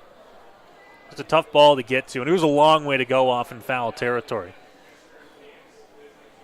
So he slid in a little bit too early on that one. Trying to keep you up to date here with the Majors defensive lineup. So it's Tyler Mosher in at second. Gibson Kresminski in left field. All else as normal for the time being. And it's a full count to Jeremy Villiers. He swings at that one, chops it off to the left-hand side and keeps himself alive at 3-2. Good battle going at the plate here and trying to get things going. Pitch count. This will be number 70 by our count up here for Daniel Gore. No action in the Majors bullpen, though. As you mentioned before the game, I think you want to see you want to see Daniel Gore pitch between 4 and 6 innings for the Majors in this outing. Yeah, the pitch count obviously will dictate that. He's stretched out enough to start a game and throw 100, 110 pitches. As that ball sliding in there, a little bit too high for umpire Cochran's liking, and it'll be another walk, the 5th walk of the day against Daniel Gore.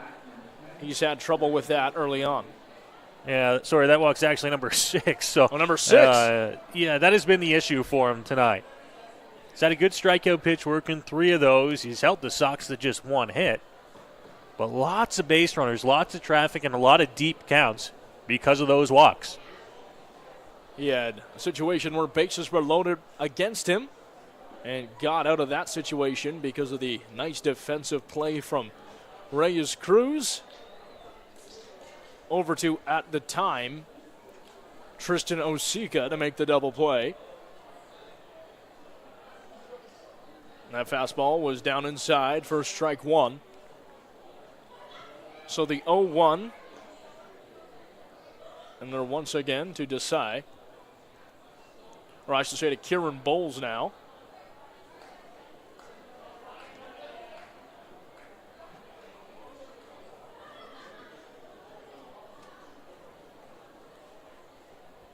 Just checking on Desai over there at first base. Haven't seen a whole lot of base runners challenging the pitchers and the catchers for that matter. Not too much anticipation. As Gore throws that one in there for strike number 2. And a strikeout opportunity afloat.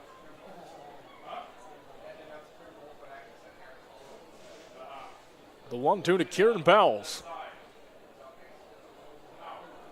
Gore checks the floor twice as Bowles is going to swing and get that one in past the third baseman on the shortstop for a single. And advances the runners there, so another man on base for the Red Sox trying to crawl back from this 5-0 deficit. Yeah, it's just the second hit of the evening for the Brantford Red Sox as that pitch left over breaking ball inside part of the plate and ripped into left field by Kieran Bowles. And now it's first and second. Nobody out here for the Red Sox in the top of the fourth inning.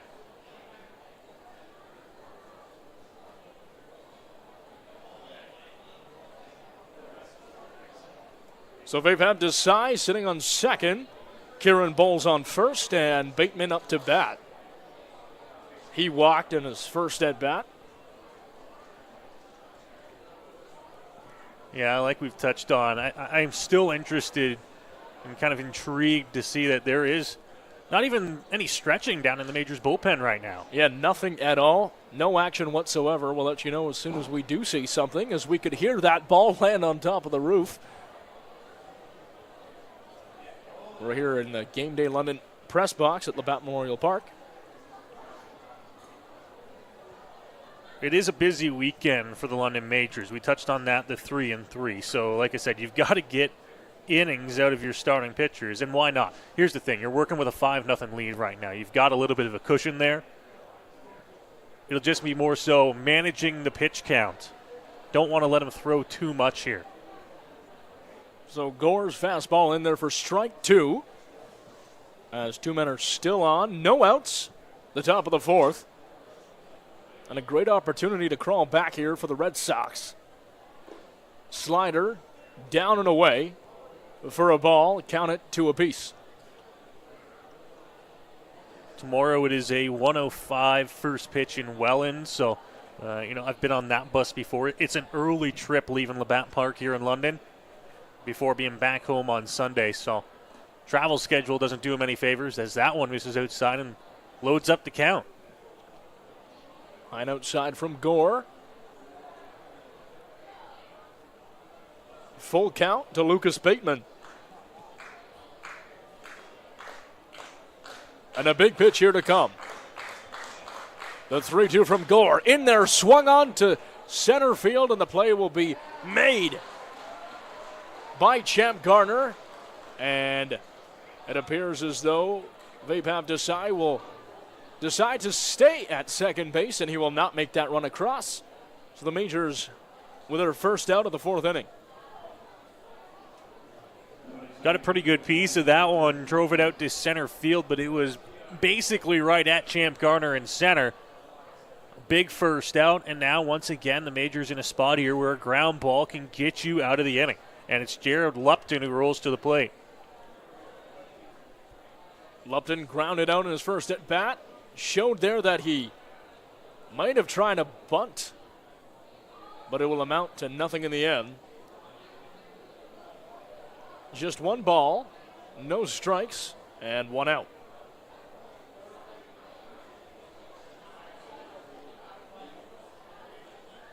A toss from Gore. Fastball low towards the inside, too low, so it'll be ball 2. And his pitch count is definitely getting up there. 81 pitches by our calculation. Yeah, I don't know how hard or how deeply the Majors watch that pitch count, if they watch it at all. or if it's just kind of a feel thing for him down there in the dugout.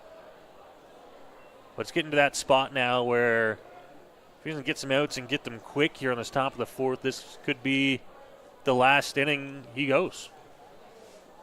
If they're playing him so much, and if no one else does come in for the majors, you'll be led to believe that he won't see much, if any, time in the next 2 games in the upcoming weekend series. Well, there's a walk to load the bases, and his 7th walk of the night. Walk 7 for Gore as he faces another fully loaded bases situation. Top of the order, back up for the Red Sox, Jordan Lewis. 0 for 2 on the day. So a good time to break in as Brent Wales makes his way once again in the pitcher's mound to talk things over with Gore. Well, he'll come out and chat things over. 7 walks in the first, well, now 3 1/3 innings for Daniel Gore. If he didn't throw any strikes in those at-bats, it'd be at least 28 pitches on your night just in walks. Obviously, we know he didn't walk 4 straight on all of them. He has a few. But that's why your pitch count's up there. Now this next one he throws will be number 85. So Wales makes his way back to the dugout. Gore appears to be ready to take on this tough task he made for himself. And once again, the saving grace for Gore has been the fact that the Red Sox have just 2 hits. They've been looking for that big hit, and now it turns over to the top of the order. Jordan Lewis, bases loaded, 1 out. Lewis takes that one low. It'll be ball 1.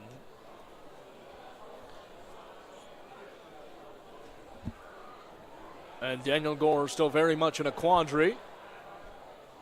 Fastball is swung on and chopped out to the right side behind home plate. And finally now some action down in the London Majors bullpen. Try and get you who that is. So there's a right-hander warms. 1-1 coming here. Gore off a nice pitch. That was sliding inside, dropped nicely. So the count at 2-2. There's a look down into the bullpen on our Game Day London mobile camera. Here's the right-hander loosens.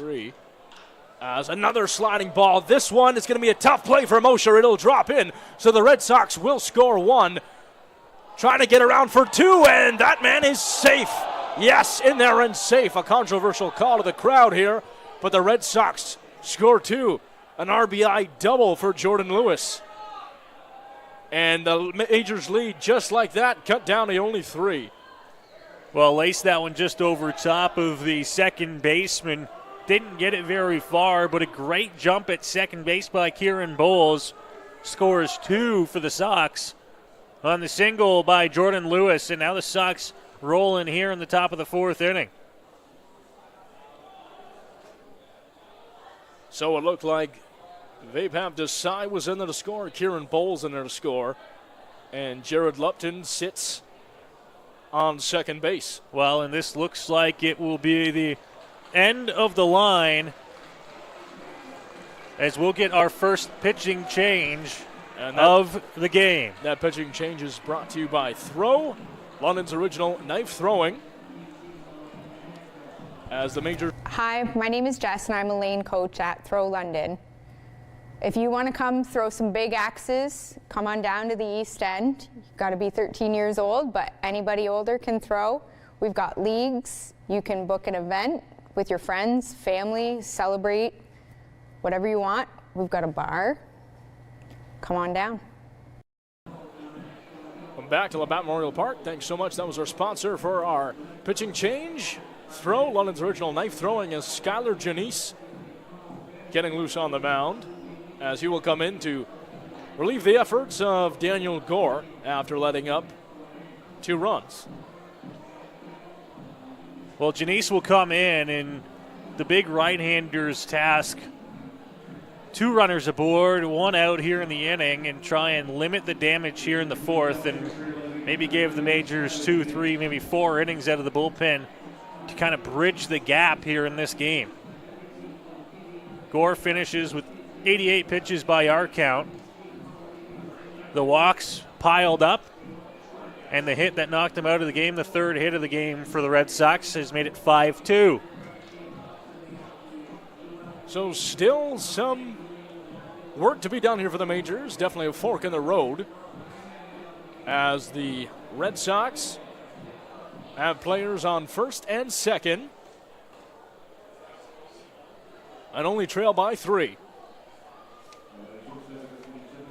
And out comes Gus Wilson, 0 for 2 on the day. But so was Jordan Lewis, and we saw what he did with an RBI double there, or 2 RBI double, I should say. So Wilson looking to do more of the same. Skylar Janice, native of Maidstone, Ontario, and played college ball at Oklahoma City University. Fastball in there. He can definitely throw the heat. Being a 38th round pick back in the 2011 draft out of high school from the New York Yankees organization.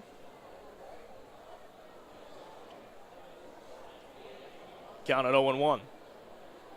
A little bit of a change in scenery from what the Red Sox have been seeing for the first 3.5 innings. That ball broke nicely. Got in there for strike 2. So 0-2 to Gus Wilson. As Lupton still on second, Lewis on first. The Red Sox could potentially even tie things up with this at-bat. But it's going to be chopped fouled shortly forward after it hit off his body. So Wilson keeps himself alive. The count remains at 0-2. Janice has an electric fastball and a great off-speed pitch to complement it here. Now we'll see if he comes back. Go to that fastball, maybe up in the zone at 0-2. Noah says up in the zone. It's going to be a fastball, but down a little bit outside, maybe towards the middle. I can't always be right, Ty. I can't always be right.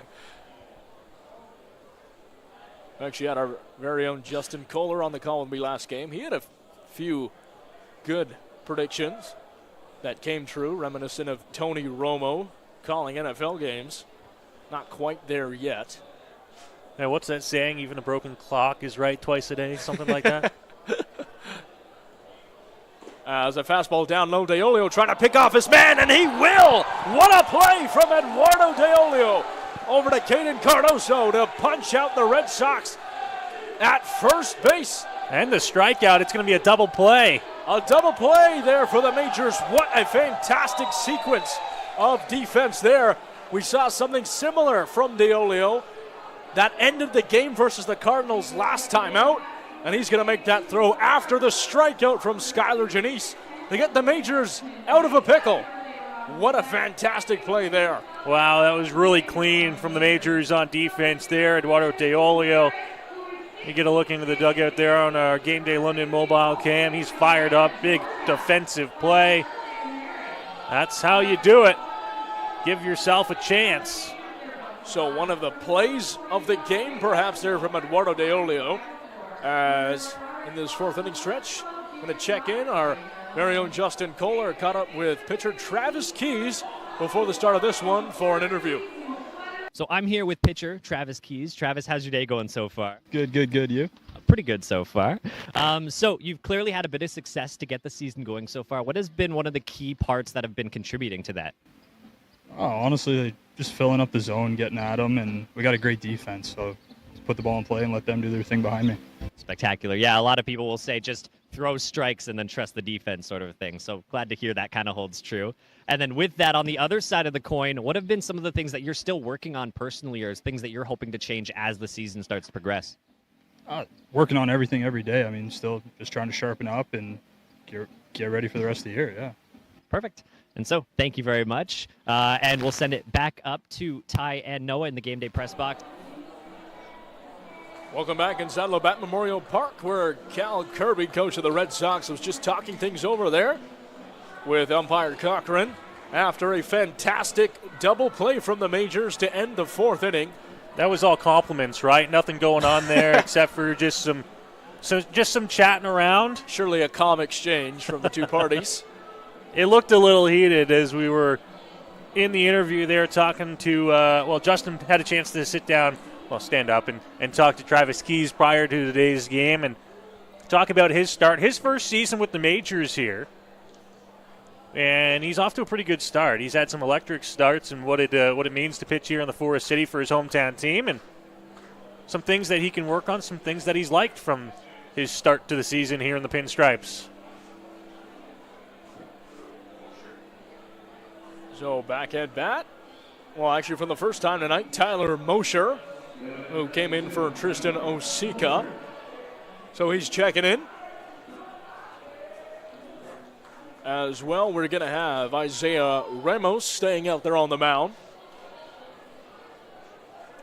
which will likely be his last inning.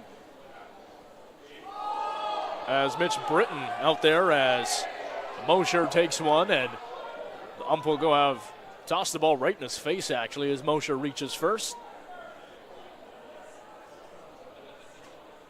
So no outs, one on base for the Majors, and it's Tyler Mosher leading things off now as Gibson Kresminski comes back in for his third at bat. Kresminski 2 for 2 on the day with 2 walks. Started the game at second base, moved out to left field when the Majors made some defensive changes. And now looking to keep going here at the plate. Majors have the leadoff man on. That pitch in there from Ramos. Outside. And ball 1. Just missed off the outside edge.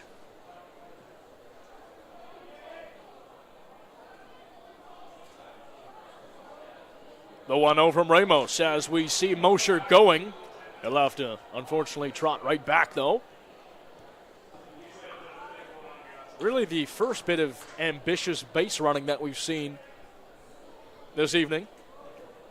Made a calculated effort there off a pitch that was not going wild. So although they are up by 3, their lead was cut down from an RBI double. A 2 RBI double from Jordan Lewis. So the Majors looking to keep back on top, keep the margins high, and keep this one a comfortable lead for them. So they're still playing all guns a blazing offensively. Jeremy Veilleux popped right up there. They've got their eyes on Mosher now after going on the previous pitch. Mosher will go again prematurely, but he's going to get there in time. But that throw is way behind the first baseman. So Mosher will make his way over to third base, and we'll see Gibson Kresminski safely reaching first off what is definitely going to be ruled as an error. So 2 men on the corners for the Majors. 1 on first, 1 on third, and the dangerous Starling Joseph checks back in. That was a hard hit ball over to third base, and Bateman, he made a lovely snag over at third, ripped the ball over to first base, but Kieran Bowles was unable to pick it. And that was some nice base running from Tyler Mosher, as he was going to get to second safe anyways because he had that nice lead off, but with the error, he makes it safely around to third and dangerously in scoring position, as we will see a pitching change presented to you by Throw, London's original knife throwing. So Isaiah Ramos sat down, and it looks like number 48, Mitch Britton, will be out there in relief. Well, the pitching change here, and the Majors will be in business early here in the bottom of the fourth inning with runners at the corners. And now they are into the Brantford bullpen. Both teams into their bullpen here in the fourth inning. Definitely something expected as we move on. As the season progresses, so Mitchell Britton, native of Waterloo, Ontario,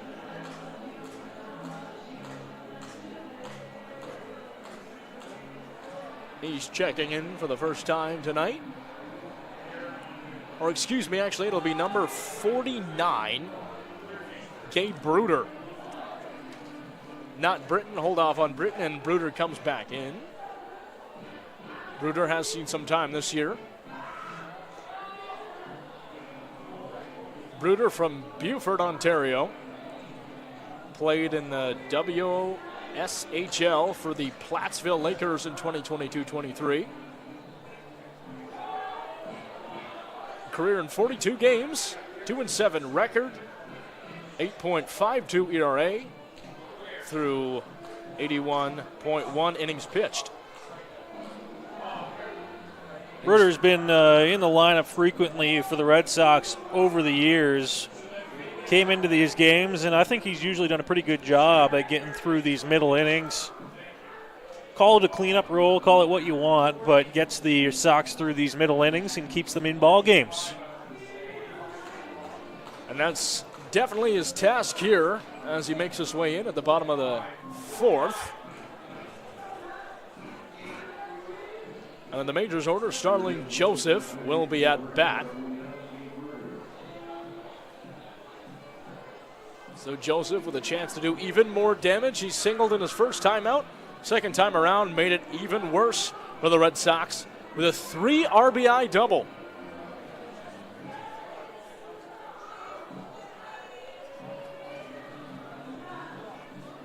Quick look around the out-of-town scoreboard in Hamilton at Bernie Arbor Memorial Stadium. The Cardinals a 10-3 lead over the Toronto Maple Leafs. Bottom of the fifth inning in Hamilton.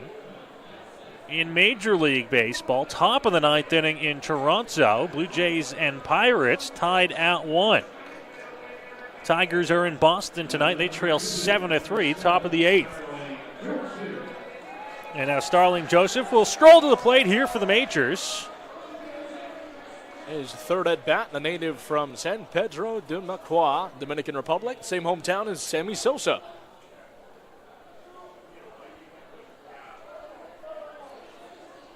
Such a fun personality on the Majors team. Loves to sing, loves to have fun before games, especially during batting practice.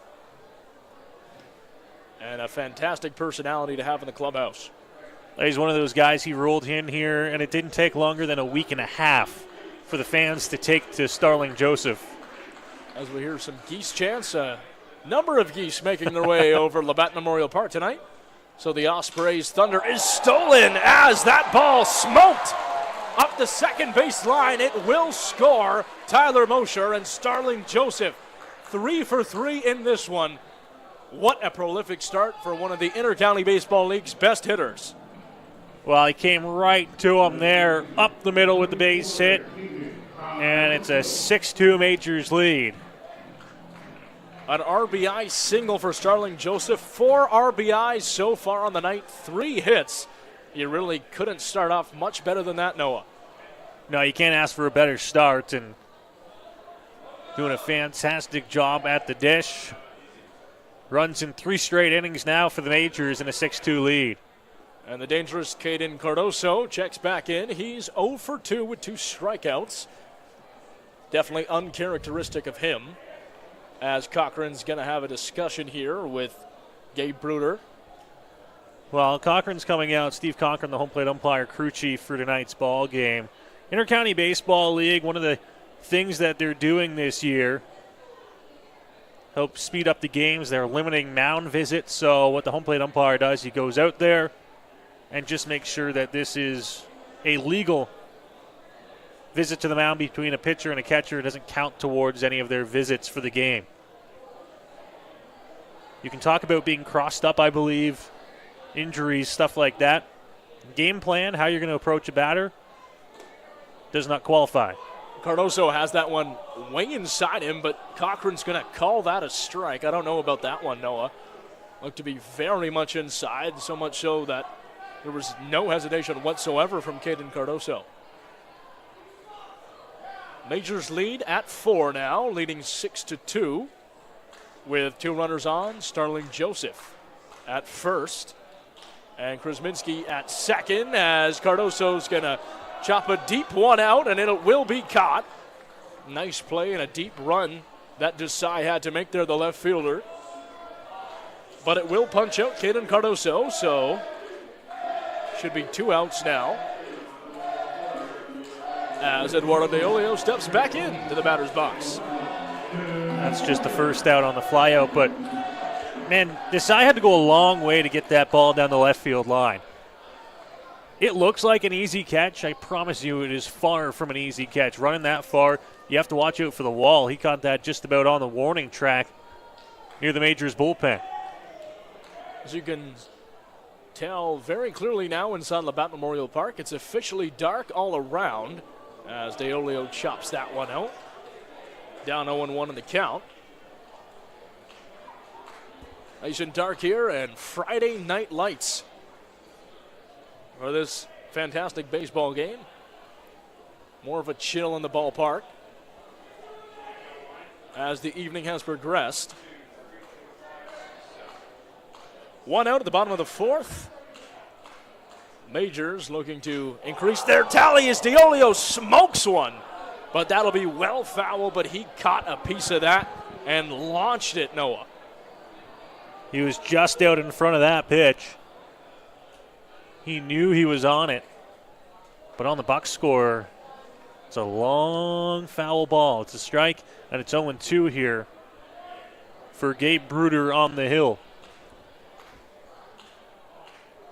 Still some considerable work to do here for Bruder as he was looking back to that second base. It looked like he could have had one if he wanted to throw it there, but De Olio will swing at it, and he strikes out.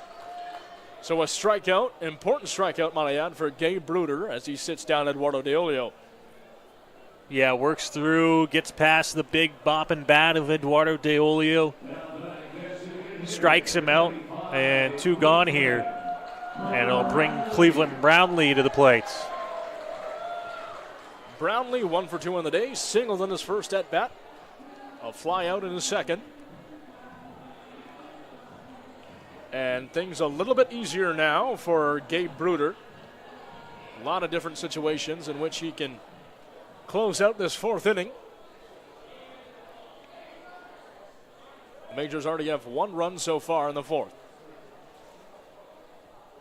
Scored runs in 3 consecutive innings now as Brownlee takes a hard swing at that one and buckled him a little bit.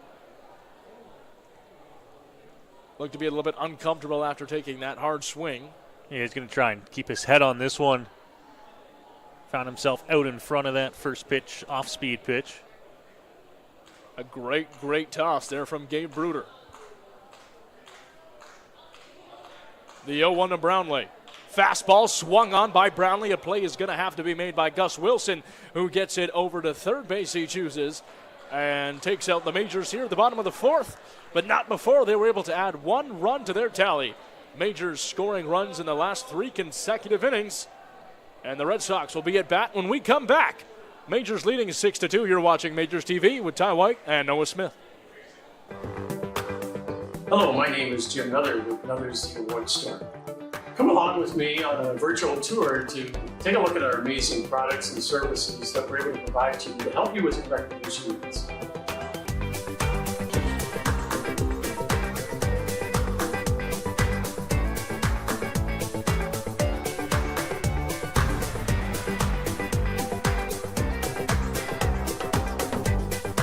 Go beyond the scores and get to know the athletes who call the Forest City home. Joseph crushes one.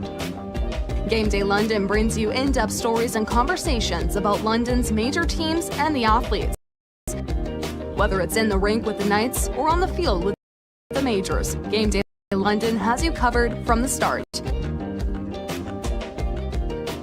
For fresh and engaging sports coverage, visit Game Day London, sponsor of Majors TV. We welcome you back inside Labatt Memorial Park, where the Majors are leading the Brantford Red Sox by a score of 6-2. A full night here. Very good crowd for a Friday night under the lights. At the Forks of the Thames, Ty White alongside Noah Smith on Majors TV. And we have some news to announce coming up. A special event on Sunday, June 16th. The 13th annual Pack the Park for Father's Day. That's right, free tickets are now live on the London Majors website, so be sure to check that out. What better present for your dad if you're in the London area than free tickets? You don't have to spend a penny on them, but you can come have a fantastic day here at the ballpark. The 13th annual Pack the Park promo for Father's Day. It is the event on the calendar that you'll see a lot of people circle. Free tickets purchased by Foxwood Homes. They buy out the ballpark. All you have to do is grab your ticket and show up. As this ball will make it down off the hit from Matt Fabian. So it'll be a ground out to first and an easy play for Tyler Mosher, who's assumed that second base role. And done a good job so far, Noah. He's done a really good job coming in defensively. That was a fairly easy one for him, but does it still the same, gets the first out. So one out here, very early on in the top of the fifth, as Skylar Janice still on the mound for the Majors. That fastball outside. And it'll be strike one.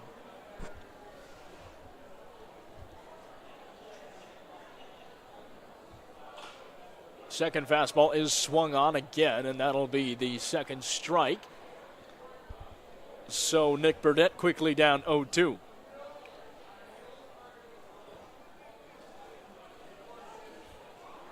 It's behind 0-2 here, and now in a big hole is Burdett. Needs to work himself outside of this one. No men on as he takes a second for himself.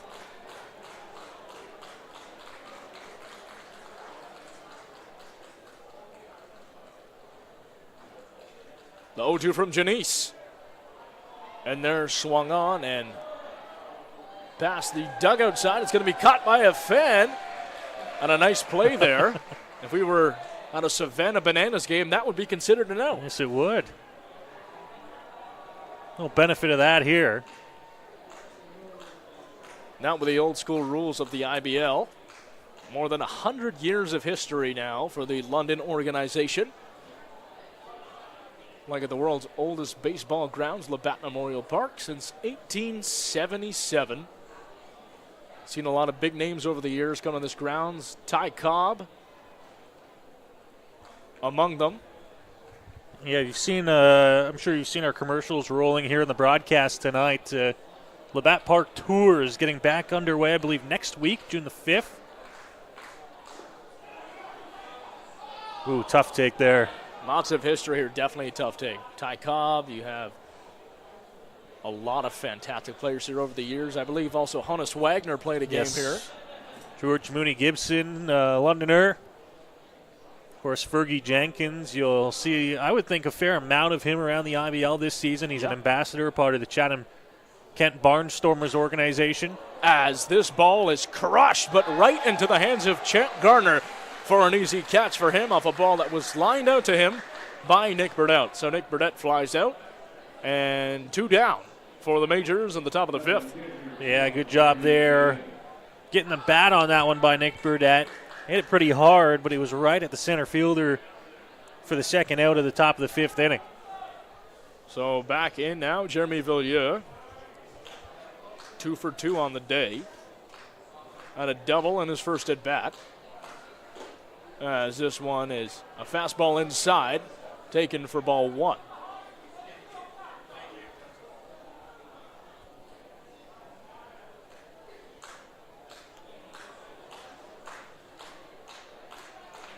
The 1-0 from Janice.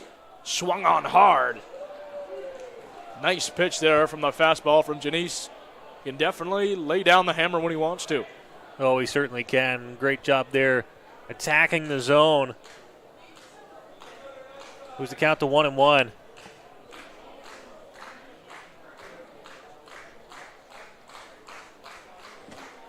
Fastball outside. So 2-1 on the count now with 2 outs. Nobody on at the top of the fifth. Janice doing a good job so far, coming in for relief after Daniel Gore's efforts. Janice, another fastball swung on hard. Got a little bit early out in front of that one.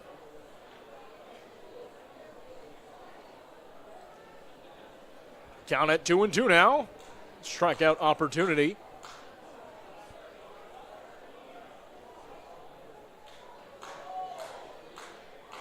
See a lot of fans behind home plate today.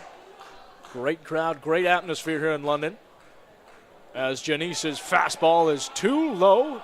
Definitely a borderline call. The first base umpire is going to say he concurs with Cochran's call. The fans here tonight, this is like what I would call perfect baseball weather. 21 degrees at first pitch. As predicted, we've already dropped off about 5 degrees. Wow. On the thermostat. As that one in there for strike 3, and that is gotten Skylar Janice fired up. Punches out another one. Sits down Jeremy Villa on a strikeout. And his relief efforts are coming out big, keeping the Majors lead by a margin of 4. So nice play there. And a beautiful pitch off a smoking hot fastball. Too hot to handle from Skylar Janice. You could see him fired up there after that big strikeout. Ends the top of the 5th inning. This time we'd like to thank Through Thick and Thin Pizza for feeding our broadcast crew here at Majors TV. Some delicious pies. Oh, so good. That they're dishing out. As you can see, their commercials are featured throughout the broadcast. And certainly some good stuff. Other news around baseball in general in the major leagues now, officially including statistics from the Negro Leagues. So, a name like Josh Gibson is now leading the all-time statistics in a number of categories, including batting average and OPS. It was a move that has been a few years in the making for Major League Baseball. They've had a team of researchers on this to try and figure out the best way to go about this and figure out the right way to go about it, and they've done a pretty good job at compiling this list. I think I read in an article, Ty, that somewhere around the area of 70% of games in that era they've now officially put into the books. Wow. There's still some kind of open-ended games, if you will, there that they have just either waiting to get like kind of a more complete box score or more details on before they make them an official major league stat. So, of course, some longtime stats holders fall a little bit further down, but overall, a move for Major League Baseball that, like I said, was a few years in the making at least. Definitely an interesting move, as you just love to see that baseball history getting incorporated. So many fantastic players first played in the Negro Leagues, then moved onward. Of course, Jackie Robinson being one of them. Roy Campanella joined him in the Dodgers organization years after Robinson checked in. And 3 members winning, formerly of the Negro Leagues, winning the 1955 World Series for the Brooklyn Dodgers alongside Jackie Robinson. All of whom are now part of baseball history officially as far as the Major League statistics go. Ball breaking inside from Gabe Bruder. Still on the mound here, his second outing. Well, we hear about, of course, all the big names, Satchel Paige, guys like that who really made an impact on the major league level as well, but so many guys before him that did not get the chance now. Indeed. Officially get their stats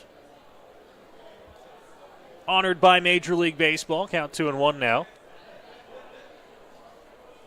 Oh, that one hard taken by Plaz. A laser beam to his shoulder. The dugouts will not clear, but looks like the youngsters were making their way out quickly after that one, as if they were charging someone. But Plaz took that one very hard, I'm sure by no intentional fault of Gabe Bruder.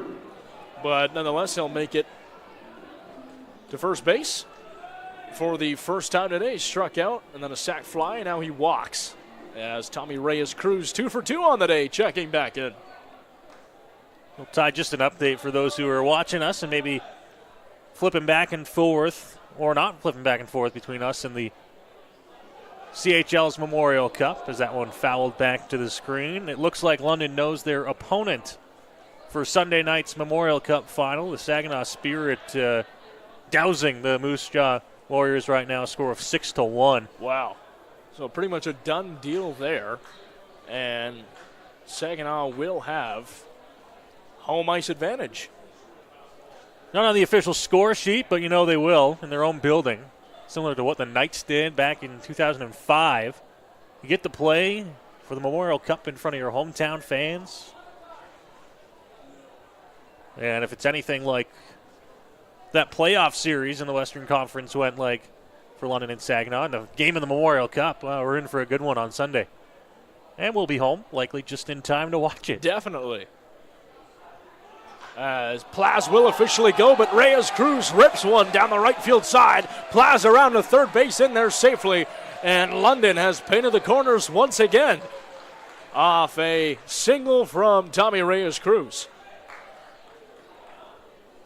They put the hit and run in motion. And that ball ripped into right field by Tommy Reyes Cruz. Plaz moves up to third. And as you mentioned, runners on the corners. Nobody out. That's Plaz's Reyes Cruz's third single in a row. He's had a fantastic night at the plate. And to round out things, Champ Gardner back out there in the Majors lineup.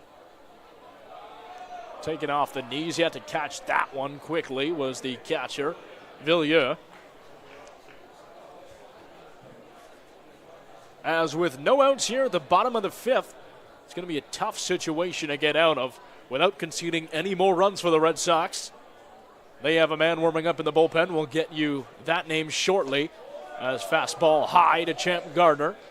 And inside for ball two. So 2-0 count. No outs. With a runner in scoring position. Can definitely take a hack at one here if he wants to, Noah. That pitch is swung on. It's belted back to the center field side, carrying, and it will hit the wall on the warning track. Majors now moving around the bases. One will score, another one coming in, and two will score for the Majors. A nice hit from Champ Gardner increases the lead even more. Majors up 8-2 now over the Red Sox. Well, that ball was blasted out into the right center field gap. And an 8-2 London lead on the ninth hit of the ball game for the home club. Gardner clears the bases with a 2 RBI double.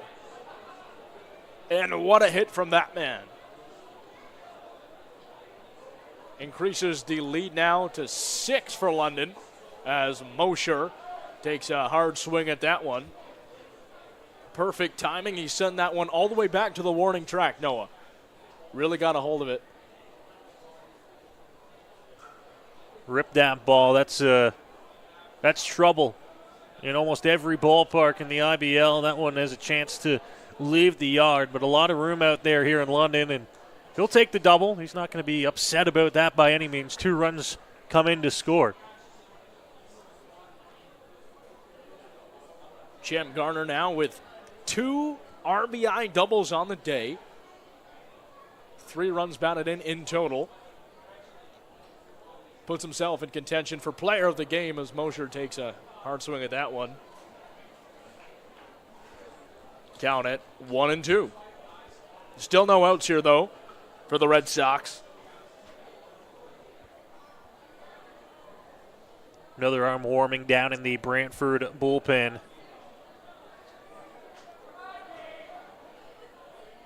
Mosher swings it, gets a piece this time, and keeps himself alive at 1-2. I'm trying to see exactly who that is down there. Might be Damian Clark warming up. Tyler Mosher played his college ball. Davenport University in Grand Rapids, Michigan.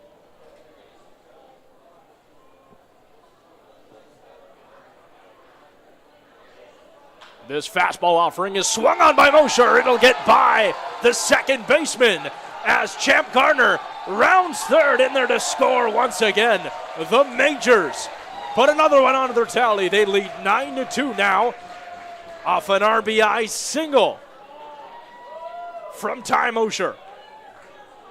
Ball ripped into shallow right center, and another run comes in to score for London. 9-2. What an inning this has been. Majors have not been held scoreless since the first inning of play, scoring 4 in the second, 1 in the third, 1 in the fourth, and now 3 in this bottom of the 5th inning. Root Chanderdat all smiles in the dugout, I'm sure. Gibson Kresminski back out there, taking the left field spot that Drew Lawrence originally held until he came out of the game.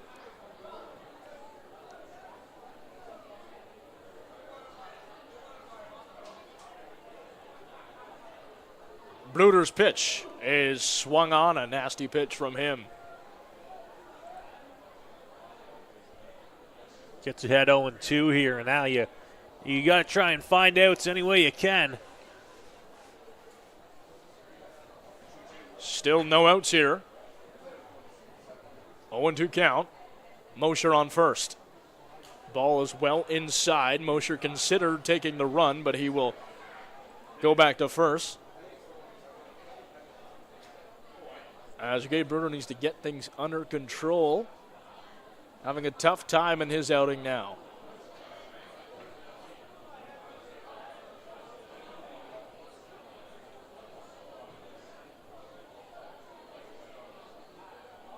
Kresminski technically 3 for 3 on the day. A single as well as 2 walks, but his single did come from an error as Kresminski's going to nail one out. Not going to have enough on it, though, as it's a pretty routine catch for Jordan Lewis. Keeps Mosher at first and punches out the first player of this bottom of the 5th for the Red Sox. Just got underneath that one, flew it out to center field. Easy catch for Lewis, and there's one gone as Starling Joseph comes to the plate here for London. He's had himself a pretty good day, Ty.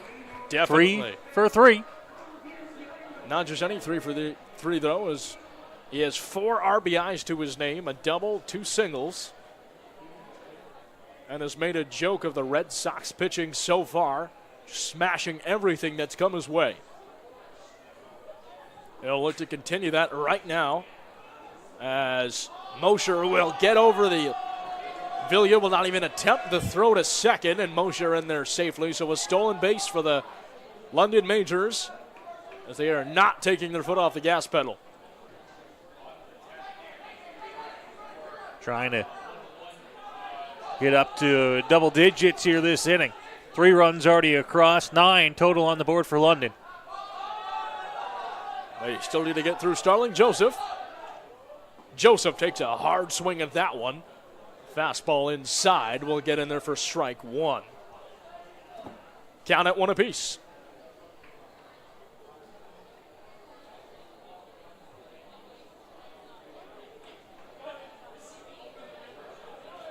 Just waiting now down in the Brantford bullpen. See how much more Bruder can get him through. As he steps off here. Definitely having a tough time. Letting up 4 runs already.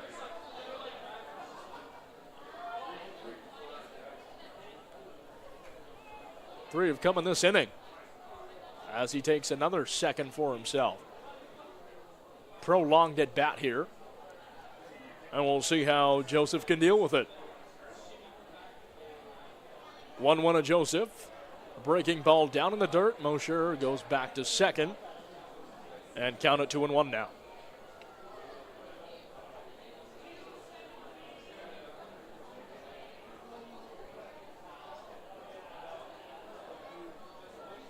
Mosher fake going there. Gets a nice lead off as Joseph's going to chop one for an easy play, seemingly, to the second baseman, or to the shortstop, I should say. Gus Wilson will make that steady throw across. Punches out Joseph for the first time tonight. And Caden Cardoso back at bat. Cardoso looking to try and turn around his fortunes. 0 for 3 so far today. Runner at second, 2 out. See if he can drive him in, turn around his evening. Definitely uncharacteristic of Cardoso. Someone who has killer warm-up music. Likes to plug in the aux and rock out for everyone here before the game at Labatt Memorial Park. We heard Crocodile Rock by Elton John. Heard Painted Black, Rock the Casbah, Escape, which is the Pina Colada song, Don't Stop Me Now, another one, Bites the Dust. The playlist is loaded. Someone was paying attention up here. I was, and I must say I was singing along definitely to a few of those songs.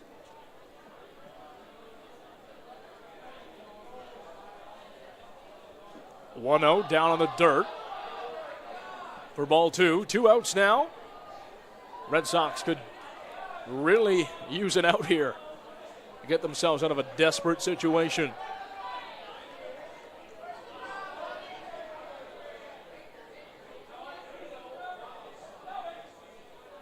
The 2-0 to Cardoso is swung on. He got a piece of it, though. Bit of a hanging ball there. Could have absolutely been crushed, but just threw off Cardoso enough for him to only get a piece of it. He's ready to swing. You can see how much he wants to get break in out on of this action. little slump here, 0 for 3. Definitely wants to get in on the action and all the fun that's been had so far by the offense as he chops a piece of that one into the dirt.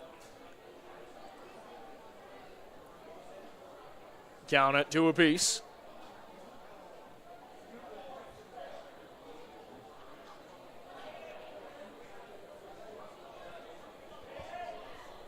Two and 2 with 2 outs in the bottom of the 5th.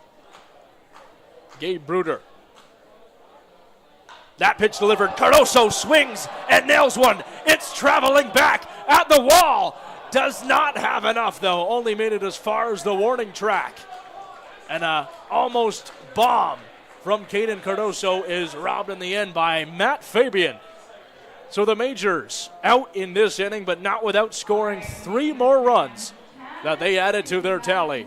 Majors lead 9-2 when we come back. You're watching Majors TV with Ty White and Noah Smith.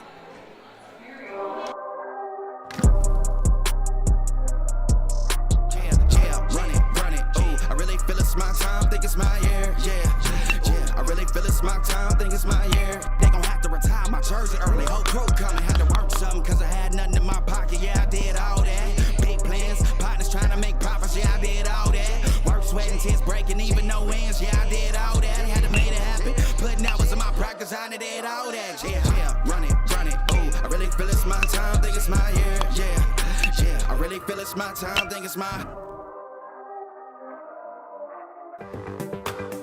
Hello, my name is Jim Nuther with Nuther's The Award Store. Come along with me on a virtual tour to take a look at our amazing products and services that we're able to provide to you to help you with your recreation needs.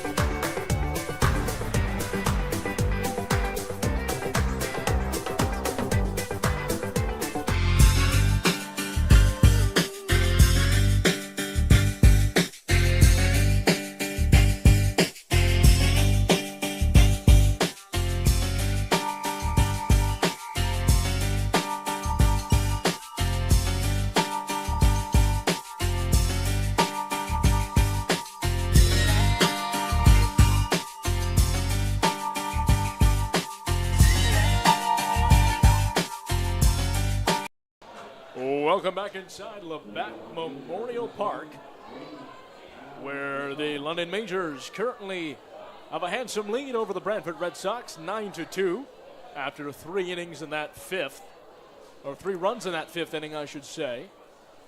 And we saw some amazing hitting. Starling Joseph, Ty Mosher, Champ Gardner as well. So each of those players having a fantastic game thus far. As Skylar Janice still on the mound, faces Vaibhav Desai. Desai has 1 run in this game and is 1 for 2. My partner Noel Smith will be back with me shortly Ty White calling the action from beautiful Labatt Memorial Park on a Friday night game under the lights in downtown London.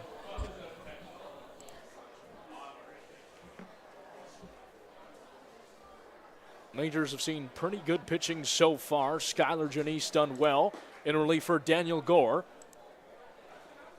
Count at 3-1 now. We saw an amazing play earlier from the all-star catcher, Eduardo Diolio, receiving the strikeout pitch from Janice and then picked off his man at first base like he did to end the game against the Cardinals last Sunday.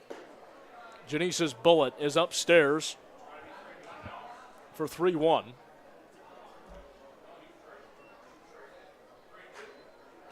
Excuse me, 3-2, the umpire, Cochran is saying, so it's going to be a full count against Desai. Janice, fastball outside. Desai watched it the whole way through.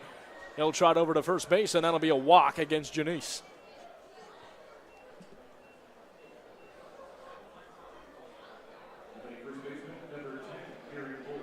Nearing 10 walks on the day for the Majors pitchers combined.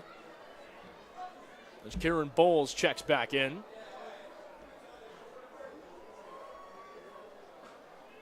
Bowles a familiar face. Around here, he caught the final out for the Majors Championship in 2022. So attended Northeast CC, the University of San Francisco, and Vancouver Island University.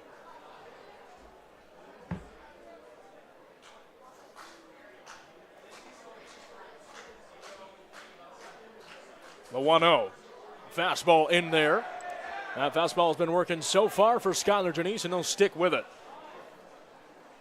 Count even at 1-1.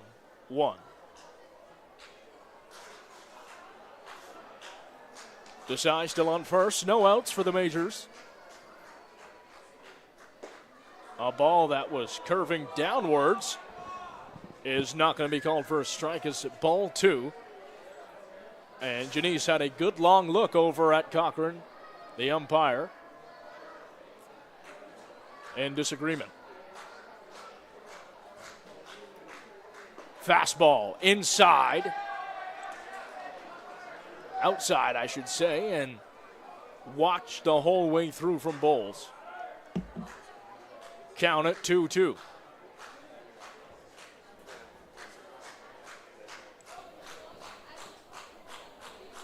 The 2-2 toss from Janice. Fastball swung on, but he will have gotten a piece of it there.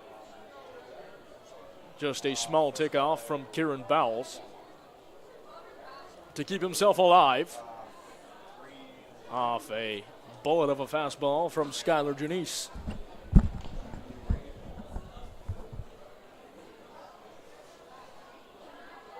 So top of the 6th, 2-2 count, no outs for the Majors. And the pitch to Kieran Bowles. That ball going across, strike 3 called. Got him inside on a ball that was changing direction. A slider getting further and further inside. A nice pitch from Skylar Janice, and he'll take out Kieran Bowles for the first out of this 6th inning. Well, a great job there to get the big first out of the inning on the strikeout. And you just saw there a look down into the Majors bullpen. I think that's Jonathan Henry warming up. Does appear to be Henry, as another great fastball from Janice fouled off hard by Lucas Bateman. Bateman 1 for 2 with a walk and a fly out. Really one of my favorite pitchers to watch on this Majors squad here, Noah. Just really, really good heat from Skylar Janice. Yeah, and he does a great job at working ahead. He's pretty aggressive on the hill. It's the kind of pitcher I think everybody likes to see. Doesn't take too much time in between pitches, keeps the game going. And the textbook fastball, to say the least, a laser. Bateman down 0-2 in this count. Fastball looming even further inside there. Bateman had to back off a little bit. The first ball from Janice at this at-bat, 1-2. Desai still hanging out at first. Janice fastball, strike 3 called again. 2 strikeouts in a row for the prolific pitcher, Skylar Janice. Throwing gas, that's too hot to handle, and he sits down 2 back-to-back. Well, he's feeling it now, Ty. Got that strikeout pitch working. 2 straight here and 2 quick outs in the top of the 6th inning.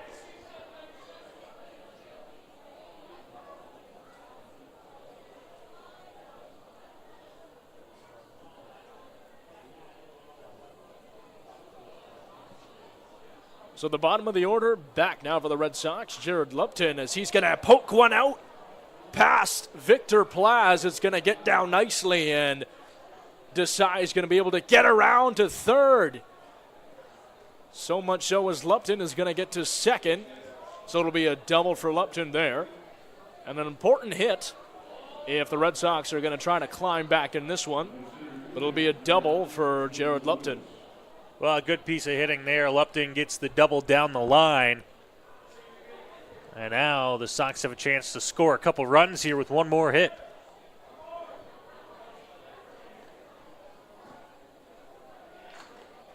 Red Sox, 2 on. A man at second, a man at third. With Desai in scoring position. That ball swung on from Jordan Lewis. He had an RBI double, or 2 RBI double in his last outing. The lone 2 runs of the game so far for Brantford. Solid opportunity to build on that here.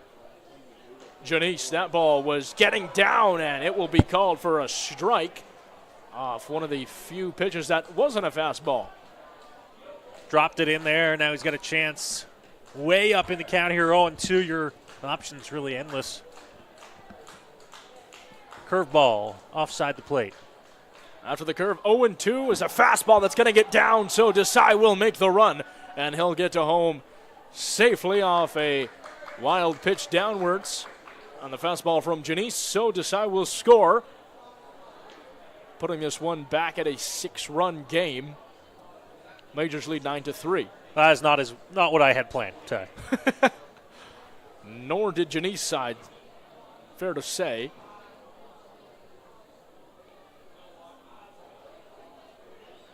Good news, still 2 strikes, 2 outs, chance to get out of the inning. You've got a healthy lead to work with. So that was Vaheb Desai's second run of the game as that ball is swung on. And another punch out from Skylar Janice after letting 1 run in from the wild pitch. He's going to be able to stay relatively strong, not allow any more after that. London's lead still at 6. Well, a good inning there for Skylar Janice. Majors holding what is now a 9-3 lead, and into the bottom of the 6th inning we will go, and we'll take things down to field level. Justin Koehler is ready for us. Justin. So we've seen it plenty in the outfield defensively, and we've seen it on the infield on the base paths. But one of the biggest things that have separated this year's squad from last year's squad comes down to a lot of speed. So far on the season, across just 7 games in total, the team already has 14 stolen bases, 3 alone so far tonight, which is incredibly impressive and puts them on pace for 84 stolen bases in the season. To really put that into perspective, last year during the 2023 season, the team was only able to record 38 across the entire 42-game season. Good enough for last place in stolen bases in the IBL. So with that, there's tons of speed, and Roop Chandrat, GM and co-owner, actually says a lot of that doesn't really come down to straight line speed in particular, but to a lot of good decision-making and good baseball in general. And so, with that, let's send it back up to Ty and Noah in the game day press box for the bottom of the 6th inning. Thank you for that, Justin, checking in with us. And we have another pitching change for the Red Sox, presented to you by Throw, London's original ninth throwing. Number 32, Damian Clark for the first time tonight. Clark, a left-handed pitcher from Hamilton, Ontario, and a graduate of California University of Pennsylvania. That's a mouthful there, Noah. Made 8 appearances for the Vulcans in his senior year, finishing with a 5.73 ERA over 33 innings pitched. He previously attended Monroe Community College, where he led the Tribunes in wins, strikeouts, ERAs, inning pitched, and appearances, and was selected to the NJCAA All-Region team. He previously logged time for Kitchener in the Inter-County Baseball League, making 7 appearances for the Panthers back in 2018. Well, now he's tasked with his newest challenge, bottom of the 6th inning, and the Majors, Eduardo Deolio, Cleveland Brownlee, Victor Plaz, first 3 to greet him here in the inning. Deolio has scored a run today. He's 1 for 3 with a double. And the first pitch is a strike from Damian Clark.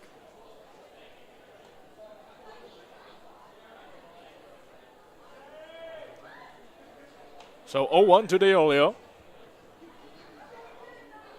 As that ball swung on again, strike 2. Deolio down quickly, 0-2. Yeah, quickly finds himself in a hole 0-2, pardon me. And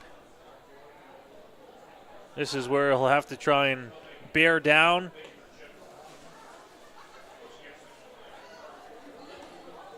Brantford definitely on damage control mode as Deolio takes a hard swing at that one, and a strikeout, 1 up, 1 down for Damian Clark. Well, how about that? 3 pitches for Clark, and he's got himself a strikeout to kick off the bottom of the 6th inning. That's the kind of pitching that Brantford will look for here. They could definitely use an immaculate inning. As they want to keep this one at a 6-run game if they want any chance for an offensive comeback. But back in is Cleveland Brownlee. He had a single back in the first, or in the second, I should say. Also a fly out and another out. So he's 1 for 3 on the day. A DH today for the Majors. And we saw a rarity back when he did get that single. We saw his lightning quick speed over to first base. He'll still tell you he's got the speed. He's just got to prove it.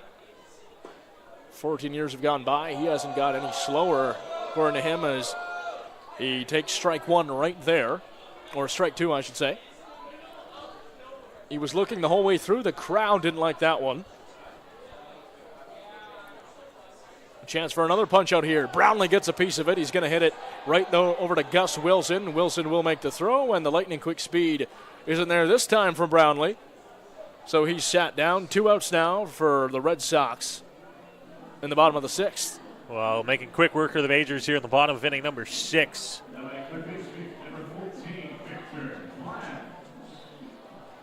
So Victor Plaz walks back in.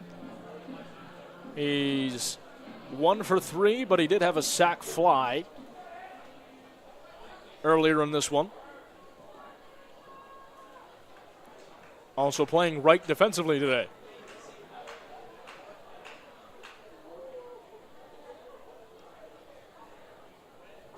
Damian Clark said 2 up and 2 down as Plaz takes a hack at this one. Down foul to the third base side.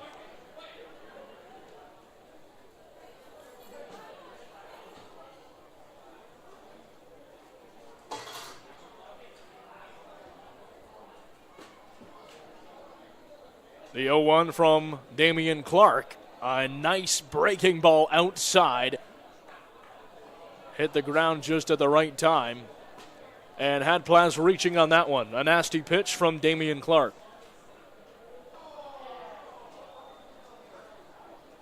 Staring over at Plaz with some menace and throwing with intent. He was looking for a pretty clean inning there. I think that would have been 9 pitches, 3 to each batter.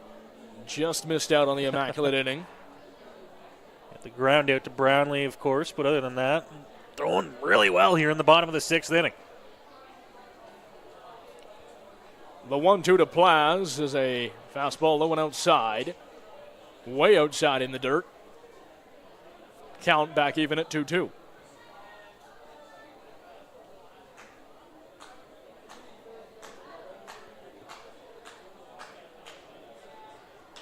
Plaz smokes that one. It's going to carry back to to the left field side. Not enough on it.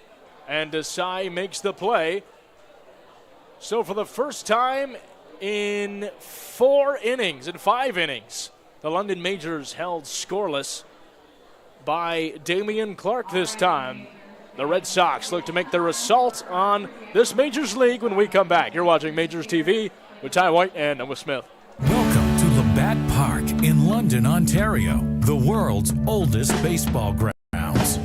Now through Labor Day, book your guided tour and walk the same field as Ty Cobb, Fergie Jenkins, Honus Wagner, and some of baseball's most legendary players.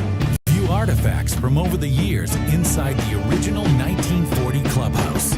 Experience baseball history in London, Ontario. Book your guided tour at labattparktours.ca.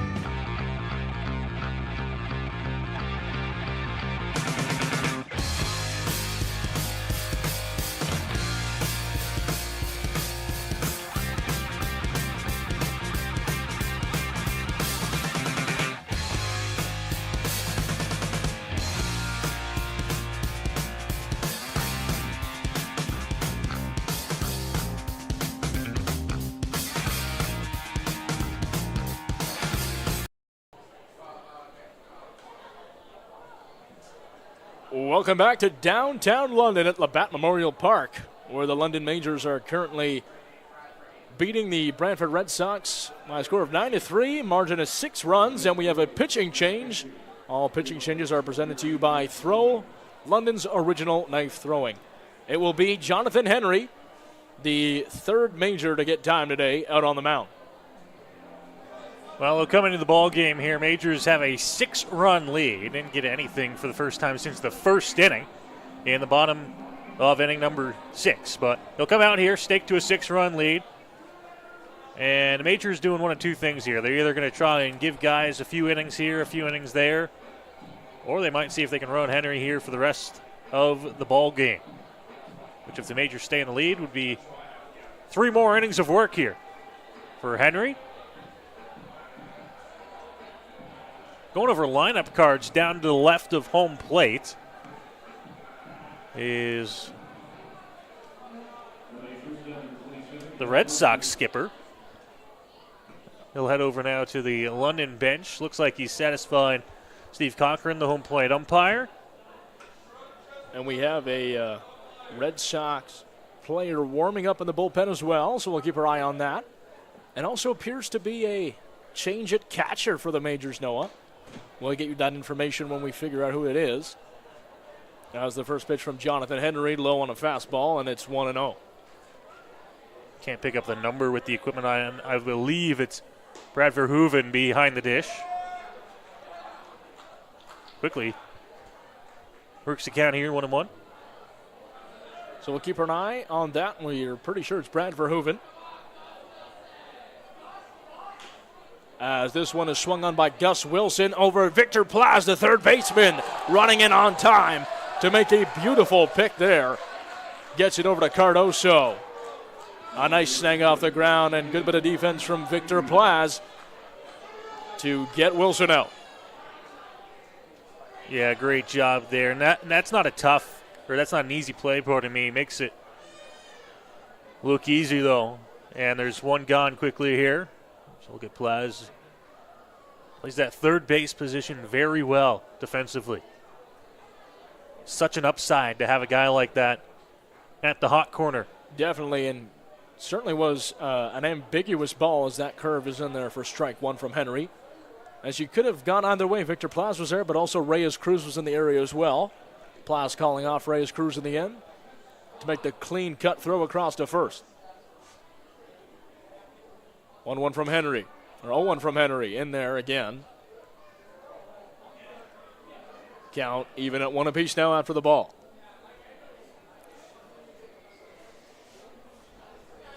So Matt Fabian in there once again. He's 0 for 3, or 1 for 3 on the day with 1 walk.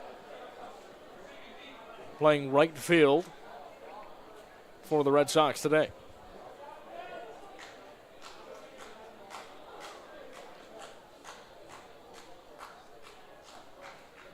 The offering from Henry was curving down and away and looked like to be a nice pitch.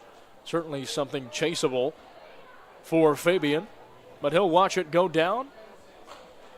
Well, I think that's the key there. They were trying to get the chase just off the plate. Actually, it ended up being pretty close. They almost got the call.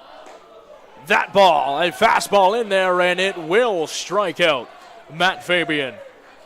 So Jonathan Henry sits down, the first man of the day, with a strikeout, or his second man of the day with his first strikeout. And back in now is actually, it's going to be a pinch hitter. It looks like on behalf of the Red Sox, number 19, Evan Ryan.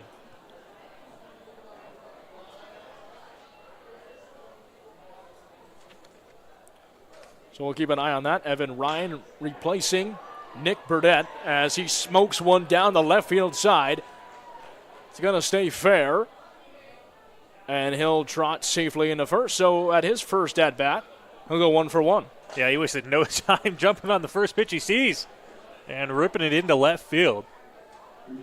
It's a 2-out single, but it extends the inning here for the Red Sox with 2 outs.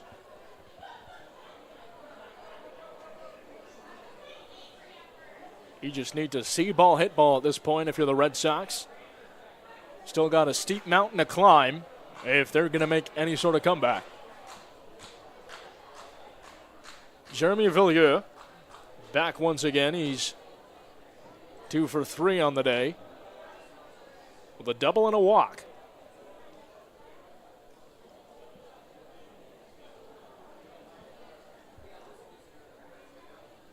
And now Evan Ryan at first. Henry's pitch, slow and high. He's going to want that one back. Didn't get it quite under control like he wanted to. Shimmies it off.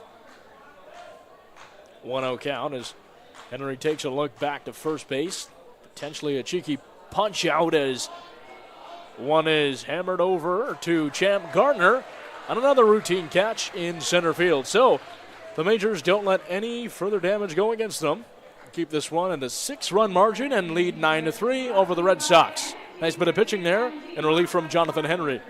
Yeah, great job out of the pen, and will take us into the 7th inning stretch here at Labatt Memorial Park. We'll get the fans up on their feet for a little stretch. While the fans stretch, we will give you a bit of an update of some events that are coming up here at Labatt Memorial Park. Some stuff that you'll definitely want to mark on your calendar. June 7th is our 3rd annual Mad Drive, Mothers Against Drunk Driving Sober campaign. And on the 16th for Father's Day, it's the annual Pack the Park here at Labatt Memorial for Father's Day. June 21st, the 3rd home run for the Hungry. On Canada Day, we have our special Canada Day celebration. That one tipping off, or the first pitch at 6:05. Never exactly on time, but the Bay Cats are in town for that one.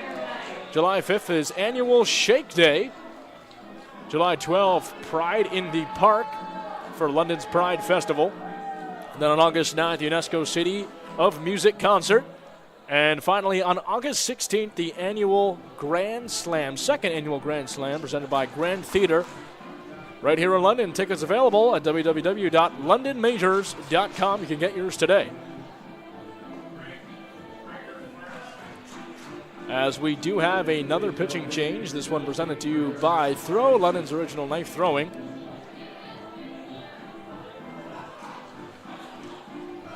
I was a little bit surprised. Damian Clark had a fantastic, the cleanest inning of any Brantford pitcher so far today. In the bottom of the 6th.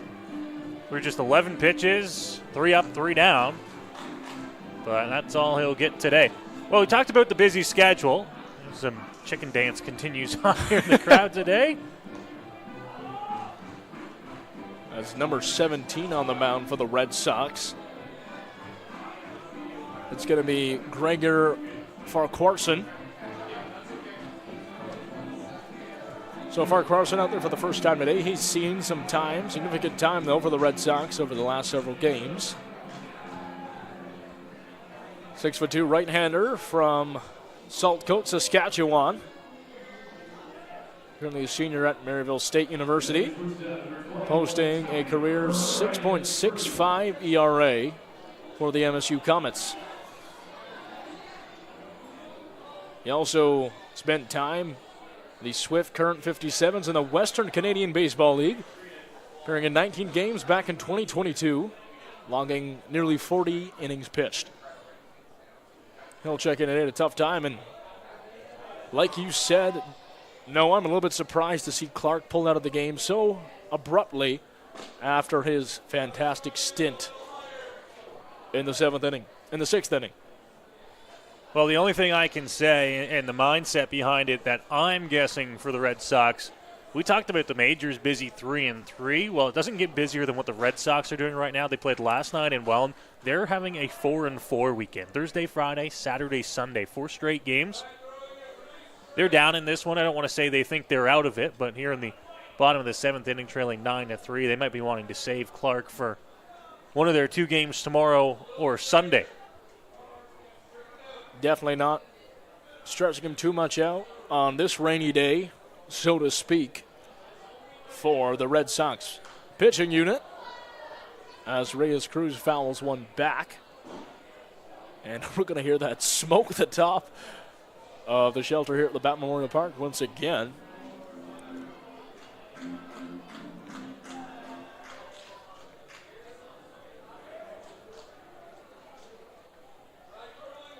So Farquharson's pitch in there. Reyes Cruz hits it. It will get past the second baseman for a Tommy Reyes Cruz single. And not to mention his 4th single of the game, Noah. Yeah, continues to swing a hot stick. Haven't been the big bashing hits like we've seen from some of the majors, but he has been able to find his way on base. Another time here today. So bottom of the 7th, we have no outs. Man on first, that's Tommy Reyes Cruz, and Champ Garner checked back in. 3 RBIs on the day, 2 doubles, hitting 2 for 3. Garner will take a whack at this one and hit it near the Majors bullpen. Puts himself in serious contention for our potential Player of the Game award today, which if the Majors can hold on to win, we'll have after the final pitch. Definitely in contention. Say up there with the likes of Starling Joseph. And even Tommy Reyes Cruz. As Reyes Cruz is going to try to steal second, he'll do so calmly in there safely. Was timed that pretty much perfectly as he's going to take a second to shake off. Looks like he might have hurt himself sliding in a second. Yeah, he's just going to take a little walk behind second base here and gather himself again. Might be a sign to slow down just a tad if you're the Majors. Not necessarily take your foot off the gas, but when you have another 2 games in the next 2 days, you need to keep that lineup healthy, especially with Reyes Cruz, who has been a consistent starter.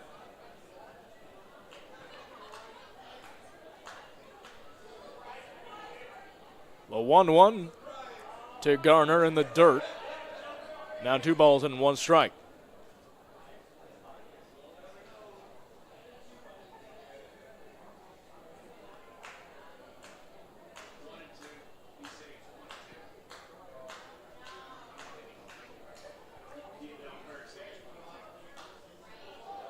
Fouled off hard by Champ Garner.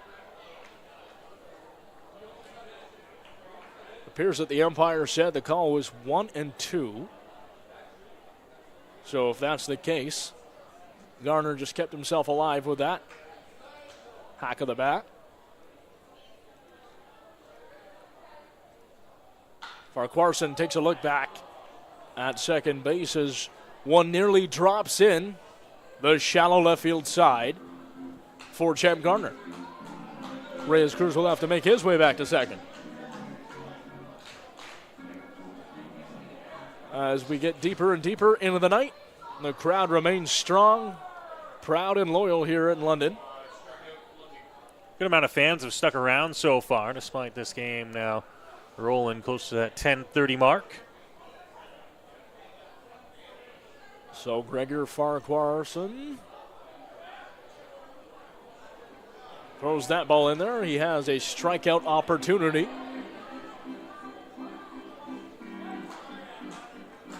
Looking for the first out in the bottom of the 7th for his Sox.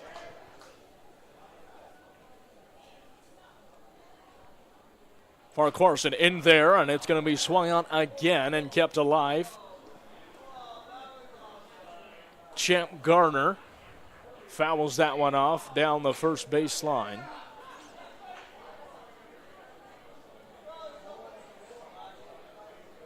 Count it 2-2. Farquharson in there, a nice breaking ball.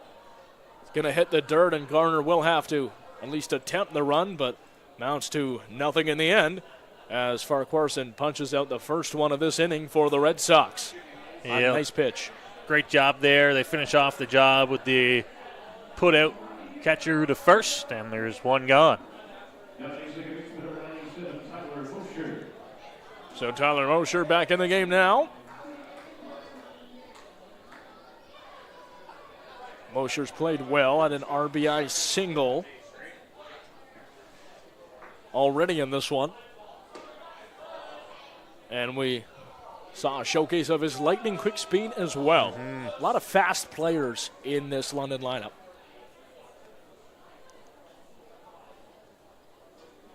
Funnily enough, they're all batting right after each other. Reyes, Cruz, Gardner, and now Tyler Mosher. Reyes Cruz is going to get over and trying to take third base. And he will. Yeah, that ball got away from the catcher on a swing and a miss. And Reyes Cruz was able to move up safely. The pass ball. The catcher, Jeremy Villiers, hearing it from the London crowd.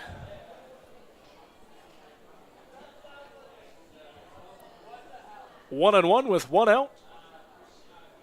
Mosher's going to let that one sail outside for a fastball that brings the count to 2-1.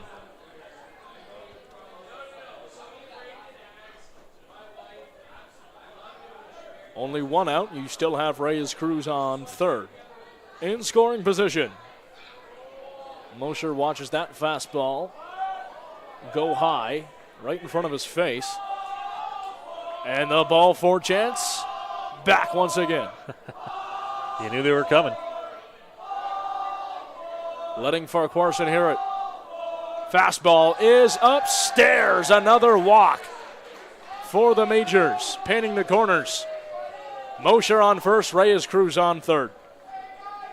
Yeah, puts runners at the corners here.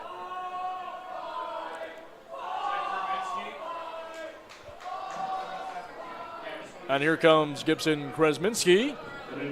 Had a pretty good game so far, batting 3 for 4.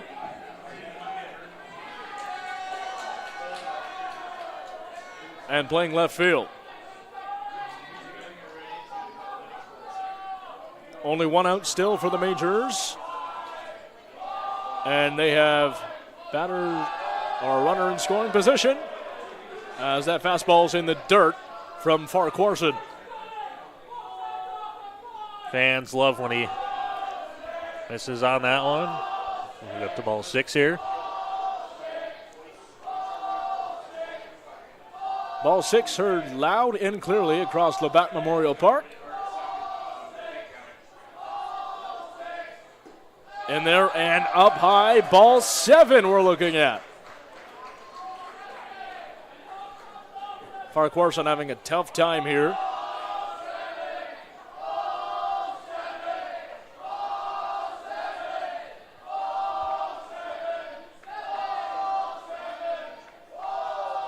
Pitch from Farquharson outside. Oh, it looked like that easily could have been ball 8.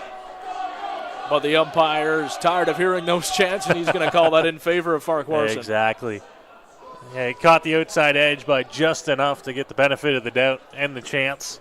Move the count to 2-1. Big swing from Kresminski. Potential strikeout here on the horizon for Gregor Farquharson. Much needed one, too.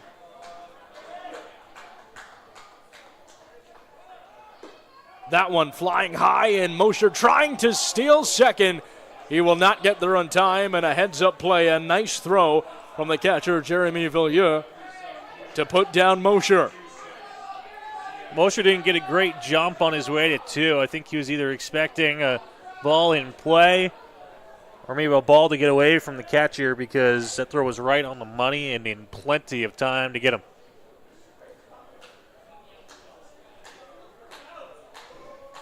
So 2 outs now and a full count to Kresminski. Fouls that behind him. And makes the situation that much more manageable for the Red Sox defense. Sticking around here and trying to put away Kresminski. A beautiful, nasty breaking ball. A curve that got down inside and caught Gibson Kresminski looking. Nasty stuff from Gregor Farquharson. Truly beautiful pitch in the end, and it'll retire the Majors and conclude this 7th inning of play. So for the second time in just as many innings, the Majors are held scoreless by the Brantford Red Sox, but they still lead by a margin of 6, 9-3. You're watching Majors TV with Ty White and Noah Smith. We'll be right back. When you need a night out, Throw London is on point. With an atmosphere that's a cut above, Throw London brings together the best in knife throwing, axe throwing, and darts. So it's the perfect spot for a date night, night out with friends, leagues, and team building for the office. You've got to be 13 or older to throw pointy objects and 19 plus to enjoy their fully licensed offerings. It's the best spot in London for some fun with an edge. London's original knife throwing. Check them out at 2190 Dundas Street East and online at ithrow.ca. That's ithrow.ca.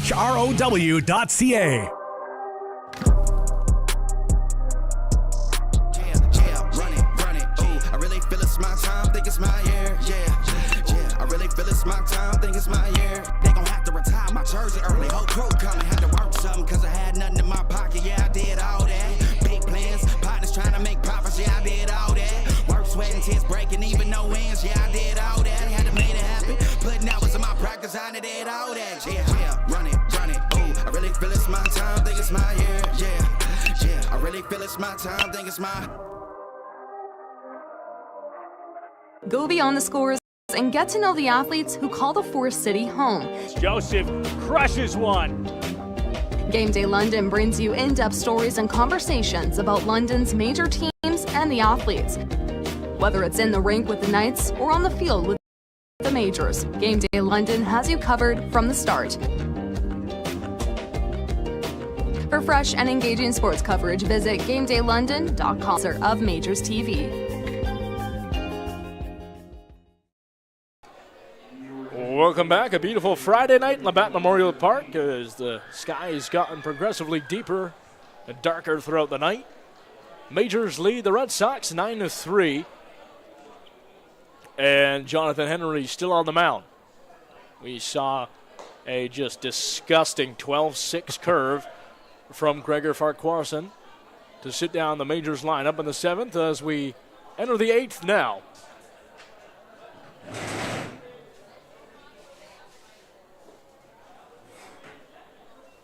That one in for a ball.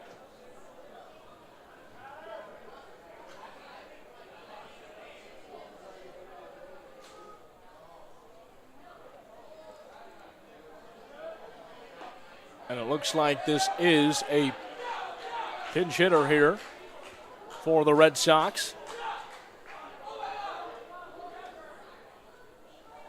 We don't have quite the name for you yet, but it is not the original order of Nick Burdett in there. I think, just trying to look here, I think it might be Roger Keane. Okay, so potentially Roger Keane. It is Roger Keane pinch hitting. Well, I'll tell you what, we do our prep here. We get some numbers down on guys, and then they're wearing different uniform numbers. That's the Inter-County Baseball League for you. Impromptu changing on the fly, and that's all right with us. We're here for a good time at the ballpark. We encourage all of you to make your way to Labatt Memorial Park from wherever you may be, even if it's a little bit out of town for you. great opportunity to visit London. Beautiful in the summer. And no better time to come visit the world's oldest baseball grounds. Now having revamped tours, as we mentioned earlier. Yeah, those tours are really something special. A lot of volunteers, a lot of local historians, and then some work from Western University to put that together. As this ball from Henry in the dirt. Count moves to full. To the bench hitter, Roger Keane. Keane will get walked. Throws the bat over to his dugout, makes his way to first. So 1 on now for the Red Sox. No out to the top of this 8th. As the Majors look to close this one out. Yeah, looking to try and get through these last 2 innings. Out-of-town scoreboard, Hamilton up 15-9 against Toronto at home, top of the 8th inning as well. A lot of high-scoring games in the IBL recently. Henry's pitch, fastball, that one outside.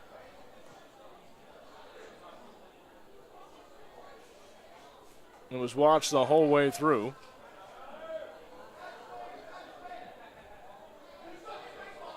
By appears to be another pinch hitter. This time Graham Tebbett. Wearing number 28 for the Red Sox today.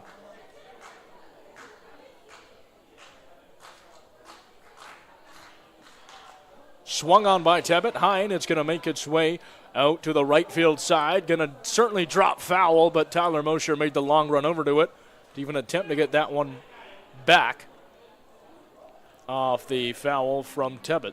It was a long way to go. Mosher running that one down, sliding just before he got down to the dirt. Graham Tebbett played college ball at Hofstra in Hempstead, New York. Also attended Volunteer State College in Gatlin, Tennessee as a freshman.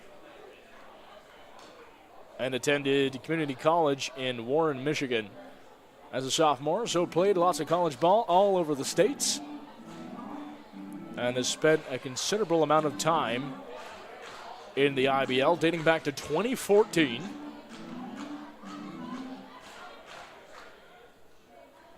Also a brief stint with the Quebec Capitals. Capitals, I should say. Henry's ball in there, looming outside for another ball. Count moves to full, no outs, the top of the 8th. With Roger Keane on first. Swung on but fouled off, just got enough of it to keep himself alive. Is Tebbett.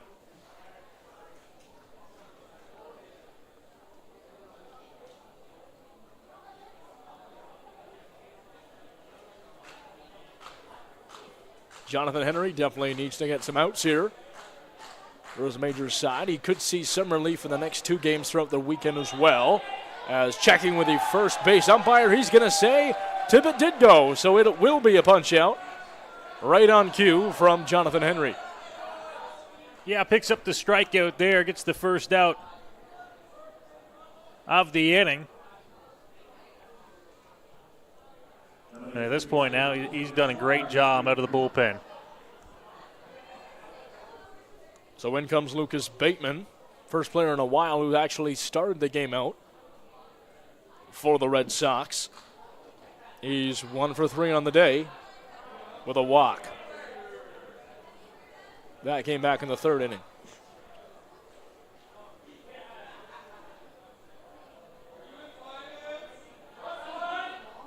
Henry's pitch is going to be shot right towards Bateman. He's going to have to back off the plate. And now all the Majors on the infield are going to get together here on the mound. Yeah, Wells is going to leave them out there, not going to go himself, the pitching coach. Just let the boys talk it over. So Noah, if you're the Majors trying to close this one out, what's the approach to do so? You're gonna hate me here. Just throw strikes. I know it sounds so simple. Just throw strikes. Make him hit the ball. You have a double play opportunity here. Could definitely use one of those. Right, you're into the point now where you're looking forward to your final 5 outs of the ball game here you're working for, and a 6-run lead to do it. Red Sox is a good hitting team. Right, and you get to a level like this, everybody can hit the ball. All right, work around the edges, throw the fastball, switch it up every now and again, but just throw strikes and make them earn their way. See if Henry heeds your advice here, as that one definitely would have been a strike. It's going to be chopped back from Bateman. Count it 2-1. Right, by our count, 9 walks tonight for the Majors, up on my score sheet here. Quite a few, definitely more than the squad would like to have to their name. As that ball sliding well far down and outside. Count it full. I won't admit to, kind of pulling double duty up here, producing, doing color for you tonight, but I don't feel like I'm missing a whole lot on the scoring. A lot of pitches thrown and a lot of walks, and there's another one. I think that would be 10. Double digits. Definitely number 10 of the day, as Bateman makes his way to first after the walk. And there's 2 on now for the Red Sox. Roger Keane at second, Bateman at first. And up steps Jared Lupton. It is Braden Farrington throwing down in the Majors bullpen, it looks like, as he continues to throw lightly. Might see action today. Lupton 2 for 3 on the day with a walk and a double. Playing well, being at the back of the batting order here, as that ball from Henry in there for a strike. Count it 1 apiece. 1 down in the top of the 8th.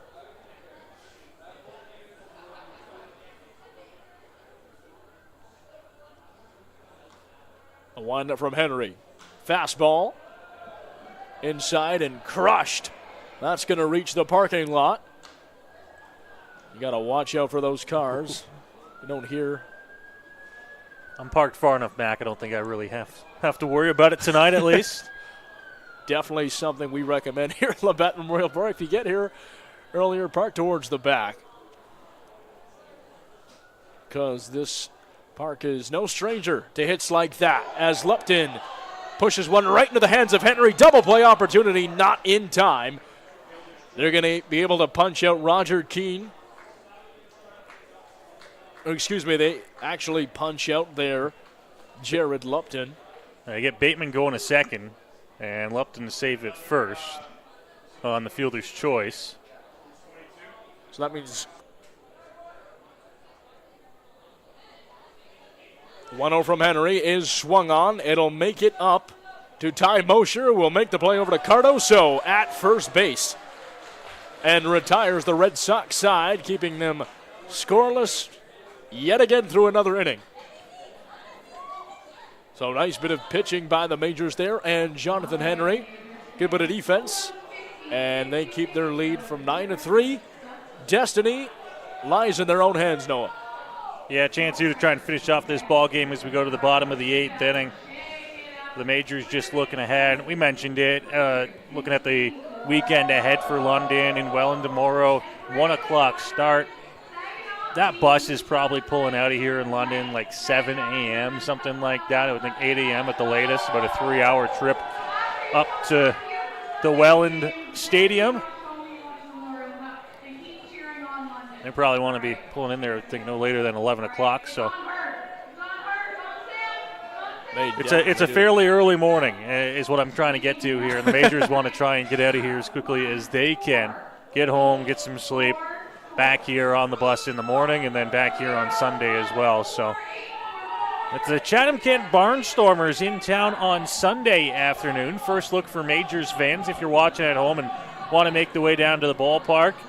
Maybe you're tired of seeing the same 7 teams roll through Labatt Park over the years. Well, a new team, newest team in the Intercounty Baseball League, will make their first trip to Labatt Park on Sunday. And there's a number of former Majors in that lineup as well. So should be a good game. We'll have the coverage for you at 1 o'clock here on Majors TV. But, of course, as we mentioned, buy the ticket. Get down to the ballpark. Should be a good day for baseball. Checking back in on that schedule, as you mentioned. Saturday, June 1st. Tomorrow, the Majors are in Welland, take on the Jackfish. Then they host the Chatham-Kent Barnstormers on the 2nd, and fast forwarding to June 6th, Majors at the Kitchener Panthers in Jack Couch Park there. Sox, on the other hand, their next 3, 2 of which are against the Hamilton Cardinals. Going to be a tough series there. Cardinals sitting at 3rd in the IBL right now and have a big lead over the Maple Leafs at home right as we speak. And then they take on the Guelph Royals on Friday, June 7th. Starling Joseph, one of the contenders for player of the game in this one. The Majors really do not have to do anything offensively here. They can close that out with pitching in the top of the next inning as Joseph takes strike 1. Joseph, 4 RBIs on the day, a run scored himself, and is 3 for 4.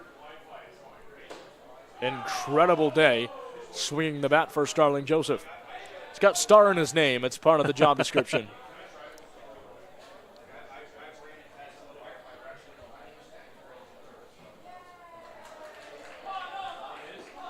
Gregor Farquharson still on the mound. And it'll be interesting to see in the next couple games for the Red Sox if Damian Clark gets more time after having such a fantastic inning. Punched out the Majors in, I believe, under 11 pitches. As that one upstairs for ball 4. Starling Joseph makes base for the 4th time this evening.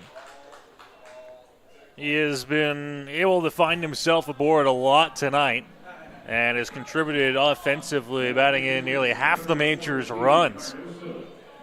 And now one guy who's certainly looking to get going strolls to the plate, Caden Cardoso.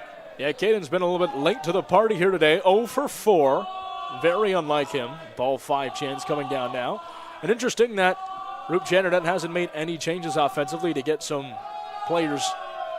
different players time in there, up at the plate and hitting. He's rolled through. He's getting guys, or his big guys, his starters, getting their reps in. Listen, it's a 3-3 weekend. Guys know that they're going to have their chance to get into the ball game. Cardoso will be on the board for the first time today as one is parachuted in there. Starling Joseph will round second over to third, and it'll be a single the first time he gets on base today. Caden Cardoso back to his hitting ways. Yeah, great job there. Jumps on that pitch and able to move up to third base with Starling Joseph on the single. And now Brad Verhoeven will come to the plate. We've got a pinch runner into the ball game. Couldn't pick up the number there as he made his way across the field. We'll get you that when we can. Verhoeven checking in for the first time. In his last outing versus the Cardinals last Sunday, he had a 2 RBI single.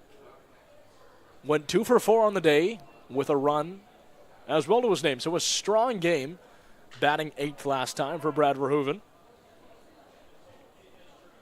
No outs here for the Sox. Corners painted. Verhoeven's going to watch that one sail outside. I thought that definitely could have been a ball, but. And it moves the count to 0-2. I believe it's Charlie Bowman over at first base. Verhoeven takes a hack at that one. Bowman on first base. We'll watch out for that one. Both the catcher and the third baseman will make the long trot over to the Majors dugout, but to no end.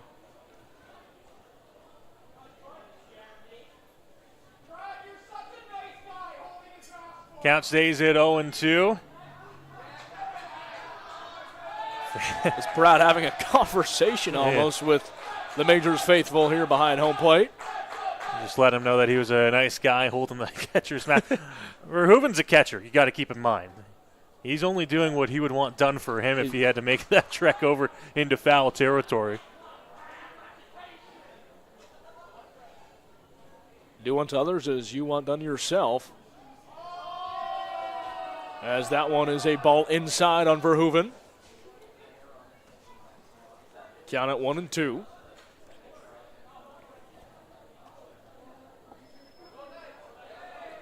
Like I said, statistically, the Majors do not need any further offense in this one.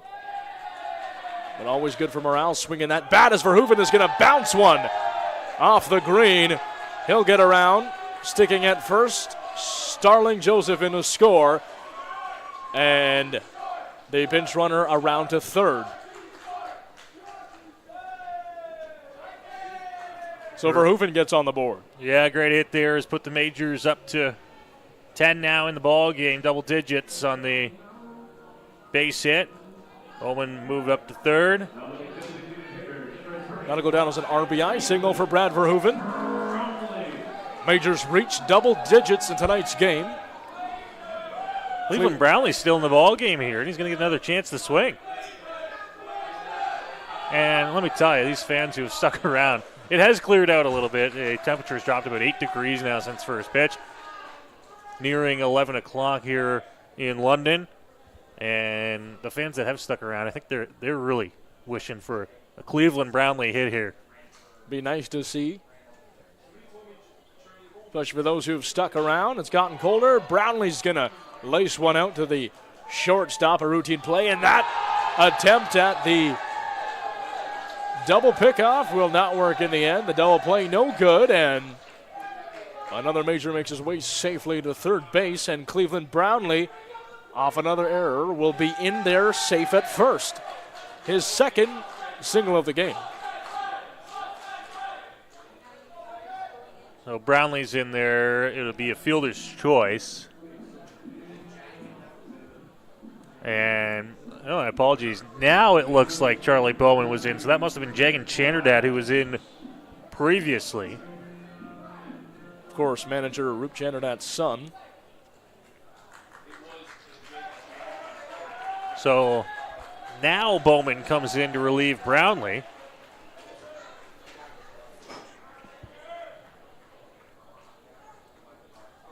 Run came in to score 11-3. Brantford did record an out on the play. They force out at second. That was a hanging curveball from Gregor Farquharson. Swung on and hit foul by Victor Plaz.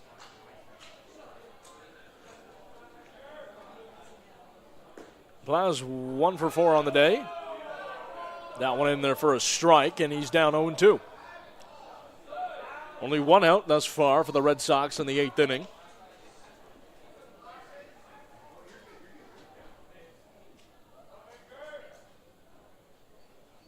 As another breaking ball. Watch the whole way through. Any one of those last couple of pitches really could have been hammered out of the park. Could have been hung up a little bit too much in the zone, but fought off and out of play.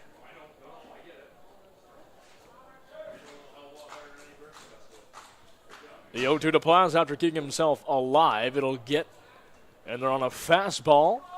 Called a little bit low and outside from umpire Cochran. So 1-2. Fastball is called for strike 3. Got Plaz low and outside on the corner. And Farquharson gets one of his first strikeouts. Strikeout gets the second out as well. And 2 outs here now in the inning for the Sox as they try to work through this bottom of the 8th.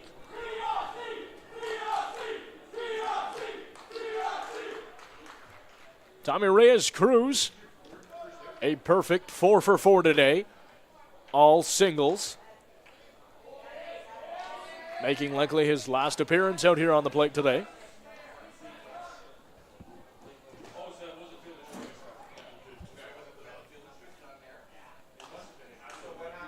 Looking to try and get through the inning. Farquharson's ball outside there for a ball.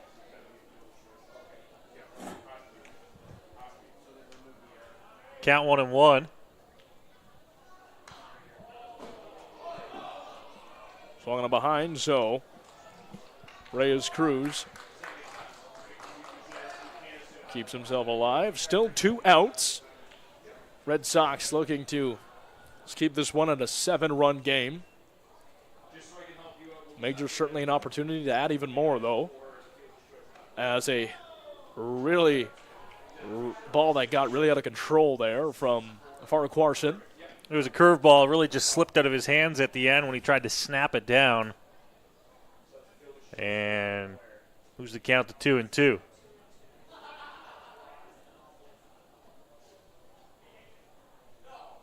The 2-2 from Farquharson is inside, and that's going to actually clip Tommy Reyes Cruz. Hurts a little bit. And here's the displeasure from the London Majors crowd. But Reyes Cruz will reach first base for the 5th consecutive at-bat. What a night he's had, Noah. Yeah, he's had himself a pretty good ball game. Can't ask for much more than that. Another candidate for player of the game checks in now, Chet Gardner. 3 RBIs, the 2 RBI double in his last at-bat. As he's going to pop one out, this one, it's going to be a long run for the first baseman, but the play made in the end. And it's going to be coming from one of the relief players, I believe, Graham Tebbett making that play. So, here at Labatt Memorial Park, the Majors have a 7-run lead going in to the 9th and final inning likely. See if Brantford can climb back whatsoever, but the Majors looking to close this one out. You're watching Majors TV, Ty White alongside Noah Smith.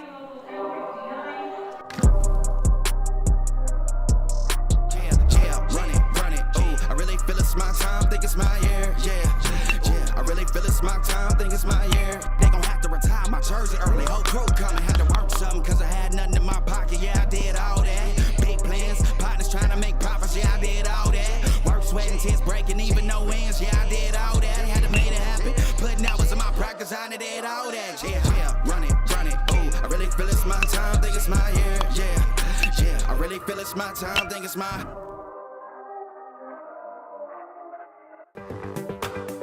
Hello, my name is Jim Nuther with Nuther's Award Store.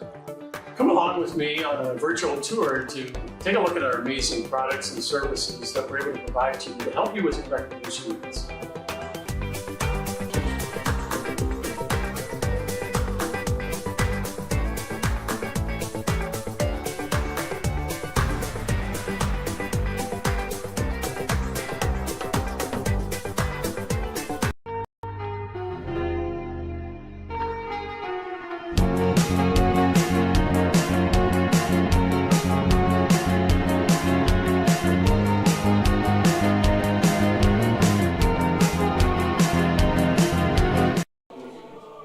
Country Roads by John Denver, just being sung loudly and proudly here from the Majors faithful as they lead this one 11-3, an 8-run lead. Trying to close this one out now. Brad Farrington checks into the game. Another pitching change, this one presented to you by Throw, London's original knife throwing. Yeah, so Braden Farrington in to try and close off the game here, far from a safe situation. But we'll look to try and shut the door here for London in the top of the 9th. Not too much pressure on him. Just a kind of cleanup roll here.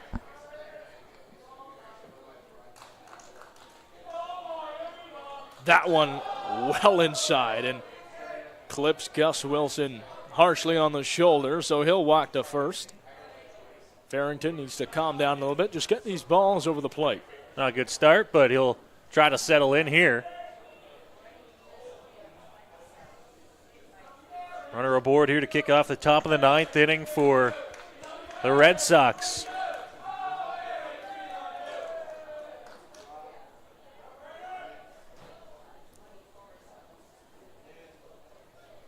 So Matt Fabian back at bat. As this ball is swung on, and it will get down in the shallow right field side. Rounding over to third base is Gus Wilson. So they got men on first and at third.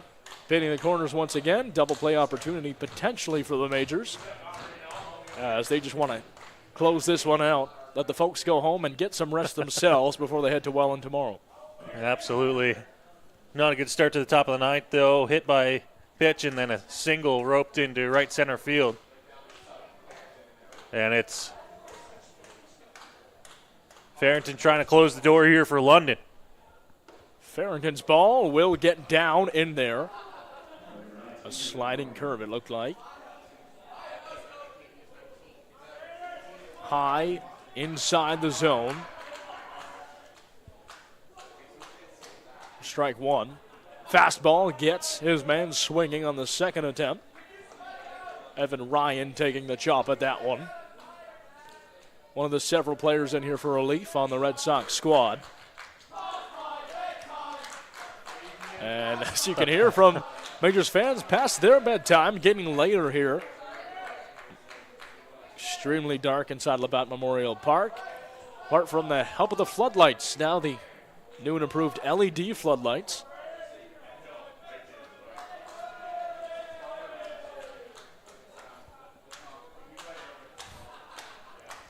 The 0-2 from Farrington is swung on. Double play opportunity is dropped in the end. I believe that's by Chanderdat. It is Chanderdat. That'll be an error, hard hit ball, but a run comes in to score. 11-4 now.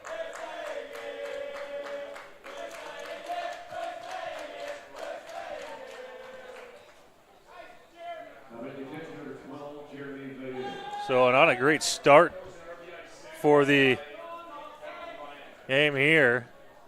As hit batter, single, error, run has come in to score. And 11-4 now. Ball gets down. Too late, though. It'll be ball one to Farrington. Farrington, tough outing here in this ninth inning. On paper, an easy one to close out, but the situation a little bit more sticky than he'd like. Runners on first and second with Villiers at bat. I'll have to try and settle in here, try to get that double play ball that he had previously. Villiers had a double earlier in this one on his first at bat. Farrington's pitch, fastball low and outside. So 3-0 the count now as Farrington is falling behind again and in danger of walking to put the bases loaded. Here's the look. Farrington's pitch is in there. Strike one on a fastball right down the middle. Took a little bit off that one, Ty. You could see he just wanted to try and get that one across. Bit more directional of a pitch there. Something that Villiers will be looking for. As that will be strike two. Villiers thought he had it. Definitely looked like a strike to me. And I'm surprised he didn't take a whack at that one, considering the score. Trying to find a walk and load the bases, but full count. Farrington fights his way back as this one will be fouled just narrowly off the parachuting ball from Jeremy Villiers. Yeah, good look there, and just couldn't keep it fair down the line, so we'll keep it here at 3-2. Still nobody out here on top of the ninth. 3-2, round two from Farrington to Villiers. That ball breaking inside. A curve, it's going to make its way out to left field, but the center fielder, Champ Gardner, will get over there for the second time this evening to steal the thunder of the left fielder. His ball if he can get there, and he got there in time for the first out. And there is the big start to the inning there for the Majors. They got that first out on the board. Make sure to stay tuned after the game, as we will be bringing you the player of the game, brought to you by Nuthers Awards. Nice presentation. We got some, well, what we like to call hardware here, Labatt Memorial Park. A neat chain, a celebratory tradition. And Justin Koehler will have the interview. Oh, a near pickoff attempt, not thrown in the end by Verhoeven. But he thought about it, Noah. He did, and actually, you know what? I think that might have been to the detriment of the Majors because that pitch looked like it was across the outside edge, but because he popped up so quick, it might have stopped him from getting the call. We have almost a completely new infield for the Majors. Different players at virtually every position. Is that Victor Plaz on first, I believe? It is. Count 1 and 2 here. 1 and 2 with 2 outs. 1 out, as Farrington's ball is in there for strike 3. He's finally got that curve under control, and it's 2 down for the Majors. 1 to go on the top of the 9th. Yeah, looking to close it out there. Got that curve ball and got the swing and a miss.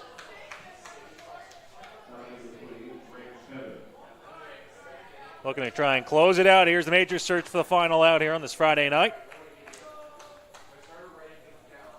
Graham Tibbett, perhaps the last victim of the night for the Red Sox. If he gets struck out or gets out in general, as that ball was breaking down and right, but it will be called for a strike.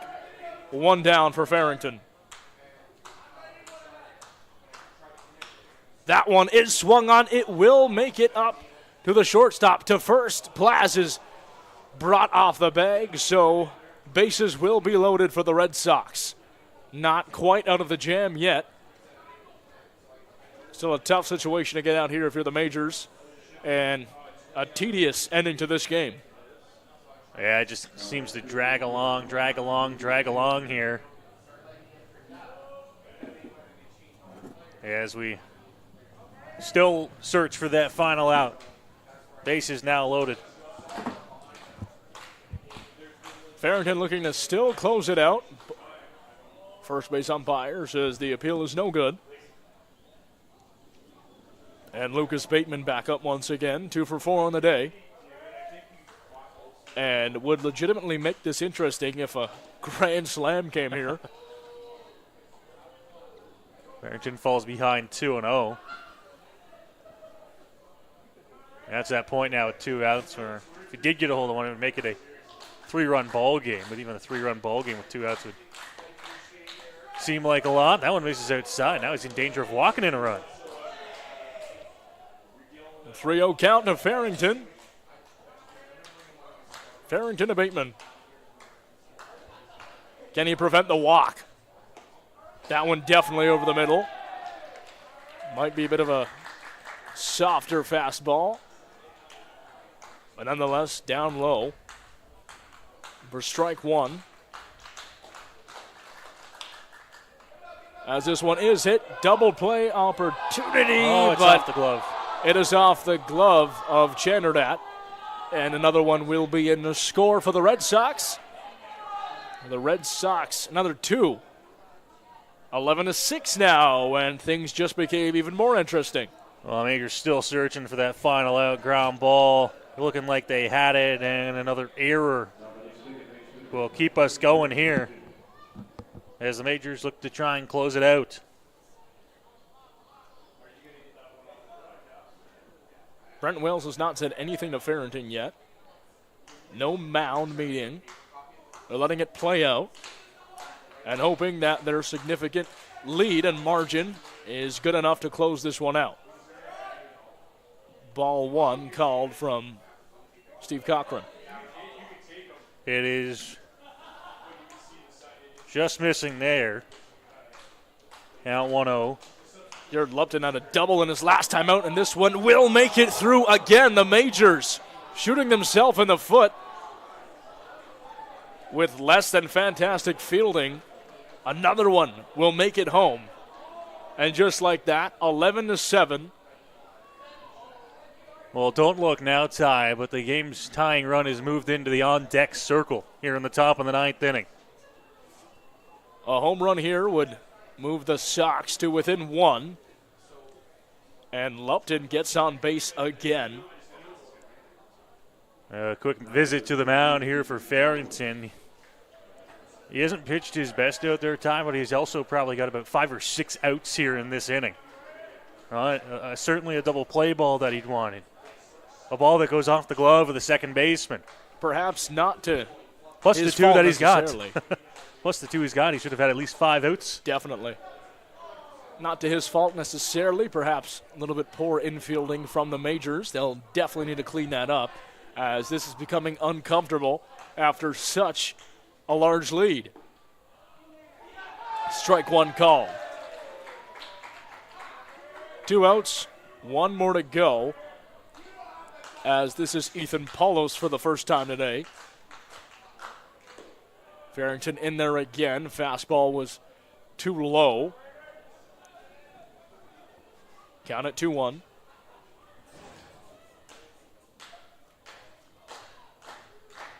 Farrington in there again. It swung on. Can Channerdat make the play to first? He will, off a pick from Victor Plaz, and that will close this one out. The London Majors, after a brief scare, able to hang on in the end and take it 11-7 over the Brantford Red Sox. What an offensive performance by the Majors. Tough time closing it out, but they do in the end, Noah. Yeah, they certainly do. They get the job done, finish it off for a win to kick off the 3-3 weekend. Hey, we can't sugarcoat things, Ty. It was not a pretty win. Nope. But sometimes a win is a win. And when you look at the calendar, when you look at the schedule at the end of the year, a win is a win. And they got one here tonight. An important win keeps the Majors atop the Intercounty Baseball League, and they improve to 6-1. The Red Sox drop to 1-5, with all their losses still coming to teams within the top 4 of the Intercounty Baseball League. Well, the London Majors are victorious, and it is time for our Player of the Game presented by Nuthers Awards. We will take things down to Justin Koehler, who is on field level with our Player of the Game. So I'm out here with Champ Garner. Champ did great today, went 2 for 5, 3 RBIs, and 2 doubles today as well in those ABs. Now, a lot before you ended up starting for the season, you really got touted for your contact hitting and your speed. How does it feel to really put some of that power on display today? Oh, it felt real good because, that's what I really am, the gap hitter, But on this team, Roop's like, yeah, we need you for your speed and contact. So I was like, I'll do anything for the team. Well, they were incredibly timely hits, too, which really contributed to that ultimate 11-run game. And with that, that puts the Majors at a 6-1 record now. How is the morale inside the clubhouse being on the kind of streak that you guys are on? Oh, the morale is good. We come out, we play every game hard. Every game's like a Game 7 in the World Series. You know what I mean? Perfect, and that's exactly what you want to hear, and hopefully it keeps going for the rest of the year, kind of knock-on-wood situation. And so congratulations again on the win. Congratulations on the Player of the Game. Let's send it back up to Ty and Noah in the Game Day press box to wrap things up. Thank you so much for that, Justin. Standing by with our Nuthers Awards Player of the Game, Champ Garner. Let's talk a little bit about his performance. Noah, 3 RBIs on the day. 2 doubles. He had an insane game for the Majors, to say the least, and one of the reasons they came out top today, especially when it got a little bit slippery towards the end. Yeah, it certainly did. Score ends up a lot closer than what this ball game dictated, and Champ Garner, one of the reasons why the Majors got out to that early lead. They scored 4 runs in the bottom of the second inning, and they didn't really look back past that point. Champ Garner was hitting, and more importantly, Ty, he was hitting in a timely fashion. He's getting the hits when they needed him, not just in a score of 6-7 run lead. He was getting the hits when they needed him to, and that's why he was our Player of the Game today. So the Majors conclude this one. Got a little bit scary at the end, but in the end, they come out victorious with an 11-7 final score over the visiting Brantford Red Sox. They'll have 2 more games the rest of the weekend. Tomorrow in Welland to face the Jackfish, then after that, facing Chatham-Kent Barnstormers. Thank you so much for watching Majors TV tonight as the London Majors come out victorious. Ty White alongside Noah Smith and everyone else here from Majors TV. Thanks for tuning in and have a great night. We'll see you next time.